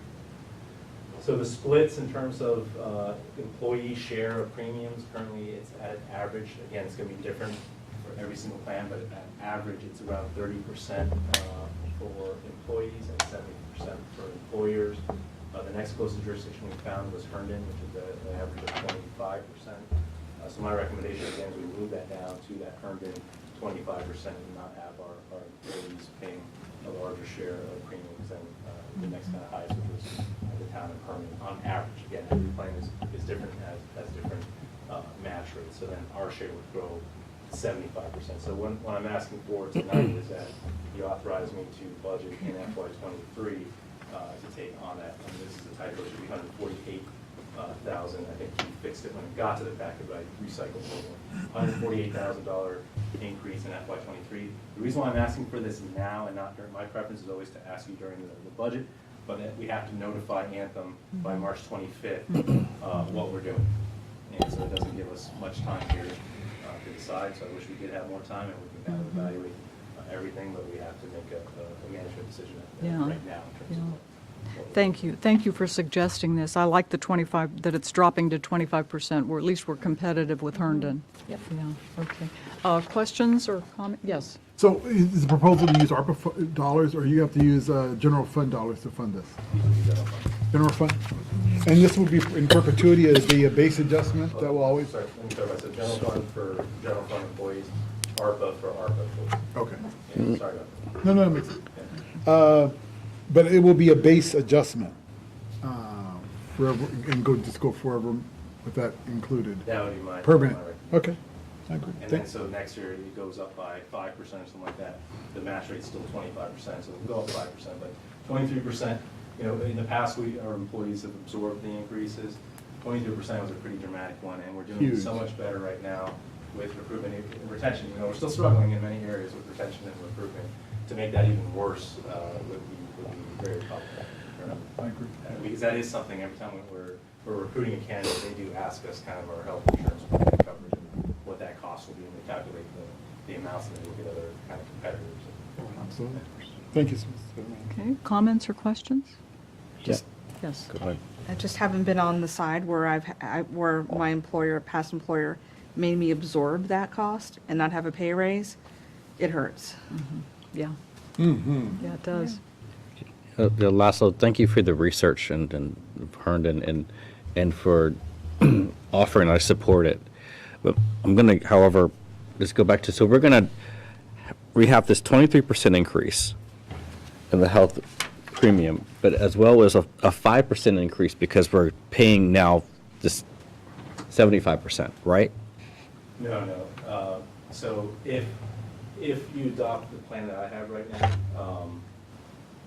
it would be a 0% increase for employees, and it would be larger than 22% for employers. The plan cost is growing by 23%, but now the shares are changing. So I'd have to do the math on what the percent would be, but now for the city, it would be more than 23%. So every time I show these numbers in the past in terms of what it's growing, it was growing equally for employees and employers. Got it. This year, we're taking the employee share, so our percentage growth is going to be higher than 23% for a city. Okay. I don't have the percentage that I had. Yeah. Okay, I get it. I just assumed we're okay. Follow up? I support it I anyway. just wanted to thank Valerie, Pond, and Tony who did a lot of the research and helped us. Thanks. Any other comments or questions? Oh, I got One more. So this is going to change the budget to a certain degree. It would, it's this additional, so again, we would already be covering the majority portion, right? So the 319,000 increase, if we just don't do anything, that's what the city's going to absorb. The 319,000 increase. Correct. If we adopt this recommended plan, it would be a $467,000 increase instead of 319,000. That's that 148,000 impact. That's a big difference. Okay. And as we hire more FTEs, that increases as well, that 467K. As we add FTEs, it does. Yeah, Yes. Not, so we use numbers of assuming all budget positions are full. Mm-hmm. That's what we kind of go off the model. But you're right, if you start adding FTEs that are not overhires, right? Because remember that the goal with the overhires, the fire department and now DSS is that you're using existing salary savings and benefit savings because you don't have the salary savings. So those don't necessarily result in increase. But where you're adding FTEs and a department is fully staffed, then it would. But I'd say for the majority of our departments, we never get to fully staffed. Probably city manager office has been, IT has been, HR has not, they've been down 50% this year for the majority of the year. Finance has been pretty well staffed the last few years, but most of our line departments see loss of employees every single year, so they're under the salary line item and all the benefit line.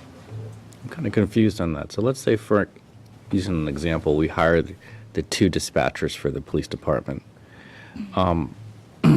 Would that increase that 467,000? It would increase what we budget for it. It wouldn't necessarily result us in paying a higher amount because you may add 2 dispatchers and then chief may lose 2, right? And then or an average of having, so if their FTE count is budgeted is 10, but they only average throughout the fiscal year 8 because of turnover, then it still is an 8 FTE impact. But that's assuming another hypothetical, that they're going to lose 2. A lot of it's based off of kind of what we've been seeing. Right. From a historical standpoint in terms of retention. So without that hypothetical you just added on, if we just hired the 2 police dispatchers, it would increase. Yes. Ah, got it. But there's always the possibility, at least what I've seen in my career, is I sometimes have staff that are not taking the benefits because they're retired military or they have a spouse that has the better package, Okay. better benefits package. And that's a good point too, because we can't predict some employees will switch in between, so they may decide to take on the city plan. Like that happened where it's something that gets added as an expense, or sometimes they leave it, or sometimes they have kids and they move from a dual plan to a family plan. So it's really hard to kind of stay on and predict accurately what your actual healthcare costs will be. Okay, thank you. Any more? I'm not comments, confused questions? anymore. Okay. The staff recommendation is that the governing body authorize the city manager to budget $146,000 in FY23 to cover the increased cost of health insurance premiums to our employees. My apologies, it should be 148,000 at a title. I'm sorry? 148,000. He's 2,000 off. Yeah, 2,000 off. That said 146, okay. Do you want me to restate the motion? That the governing body authorize the city manager to budget $148,000 in FY23 to cover the increased cost of health insurance premiums to our employees. Moved. All in favor? Aye. Opposed? Abstained? Motion carries. Thank you. Thank you. I'm sure our employees will be very, very happy with that. No. I have no absorb 22%. So we Yeah, appreciate this. wow. I'm sorry? I said, I'm sure our employees are going to be very happy about not having to absorb the 23%. Absolutely. We would certainly be happy. Okay. And do you have a manager's report? There's a few items I kind of want to pin down. So the first one was the Ukrainian relief effort. I did hear back from the mayor, Councilmember Mensing about support for our working with NDRC for the Ukrainian relief. We set up a box next week all to collect a donation. I just want to verify everyone's fine with the city participating in that program. Yes. I just want to make sure. I mean, it's minimal impact on staff, right? We just collect and then Paxton picks it up. Yeah, we had to coordinate with NDRC what's happening, but from my understanding, Yeah. we're just putting the boxes there. And Yeah, yeah. And of course, we want to advertise, but I don't see. And I don't know how much we're going to get because a lot of people have their giving patterns planned out for the year and, you know, they're not going to change them, but it's worth a try. Something's better than nothing. Beg your pardon? Something's better than nothing. Absolutely. Okay, consensus sufficient? Laszlo? Yes. Enough? Okay.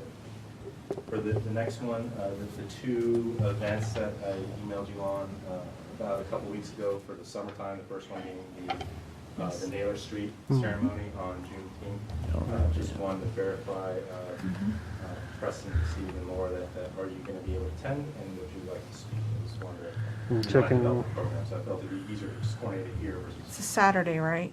At least it's Sunday. It's a Sunday, Sunday. actually. Yeah. What date is it? 19th. June 19th. Oh, Juneteenth. that's a good. It's ironic, isn't it? Right. Really Time? good one. I don't remember Oh. the time. I want to say 11 o'clock from my recollection. It says 11. I don't have a choice, Laszlo. Is that- Yeah, and it's Juneteenth. So yes, I'll be there. Is it 8? My calendar said 8. Are you sure it was 9? It's 11. That was 11? Okay, maybe it is 11. I got the wrong time. Okay. Yeah, Pacific time. Yeah. I'll make the correction, We're 11. trying to also follow that up with the cemetery dedication as well, but we'll have more on that. Oh, great. So I can't confirm because I might be out of town that week, actually. I might be on vacation. But I'll confirm once I make my plans. You want to say something, Preston, after that? Sure will. Juneteenth. Program here. And then I'll be there. I'm not speaking. okay. You sound like me. Okay, and the next one for City Hall event. I would like us to be able to pin down the date and just clarify who will be attending and saying remarks. So we're looking roughly between July 15th through the 24th. Sometime around there, we believe we're going to be moving to the new City Hall the week into either July 8th, July 11th, sometime around that time. It should be available for us to move over. So we would like to do a kind of a ceremony for Park Central Plaza. Make a recommendation, we do it on a weekend? The 16th of July? Yeah. Works for everybody. Good idea. It doesn't work for me because I have an event. But it's okay, I don't have to be there. You have an event all day, or? Yeah, Okay. let me see, what time is it gonna be? I think for that one, we also said 11 because we want to incorporate lunch. Or do it on the 23rd then. 11? Yeah, I can probably Two make it. o'clock? If it's 11, I can Two make it. Blue You Cities. can make it at Yeah. 11? Democratic Okay. Party has their fundraiser. Oh, yeah. How did you know that? I didn't hear that. What was that thing that went out? Okay, so I'm going to put the July 16th. Is that for sure? Can we write that down? Yeah, It's I'll like write it down. conditional. And everyone's confirmed being able to attend? Yeah, I can do it. Yeah. Okay, nice. Okay, what time is this Tubu studies? Cities. Coordinate What time with is it? Scott and the others. Mhm. Laszlo, did you say the Juneteenth started at 11? That's what I believe. I'll have to follow up with You Jay. didn't put a Okay, time in. it's not confirmed yet. Yeah. Okay. Yeah, I'll have to follow up with Jay. Okay. And then for speaking, as the mayor, Councilmember Mensing, Councilmember Moore for You the have me? Pacific Government. What's that? You think I'm going to talk? We had you as saying yes or no? Or were we wrong? Yeah, sure, I'll talk. Okay, all I right. definitely did not say yes, but I will. My apologies. That- Yeah, right? I feel like Told. I'm being gaslighted right here. Okay, so let's see if you want to say. No, I think that's enough. Because, yeah. I don't want to be a bit redundant. Laszlo, being the only Thank you. member on the city council that's Thanks. born and raised here, and has actually lived through all three city halls. You should talk. Yeah, I won't talk long, I don't talk long. No, I'm good. Okay, all right, good. Well, thank you very much. I just wanted to kind of pencil everything down and start getting moving. That's all I have.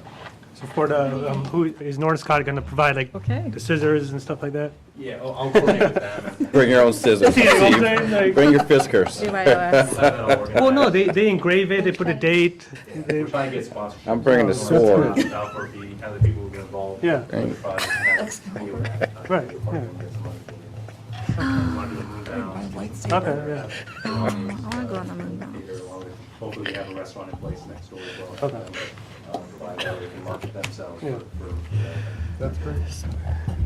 Is that all you have, Laszlo? Yes. Okay. City Attorney, do you want to read us into closed session? I recommend the governing body go into closed meeting to consult with the city attorney about the terms of negotiation for the transition to the Prince William County Health Department pursuant to paragraph 8 of subsection 2.2-3711A of the Code of Virginia. All in favor? Aye. Opposed, abstained, we'll go into closed session. 5-minute break.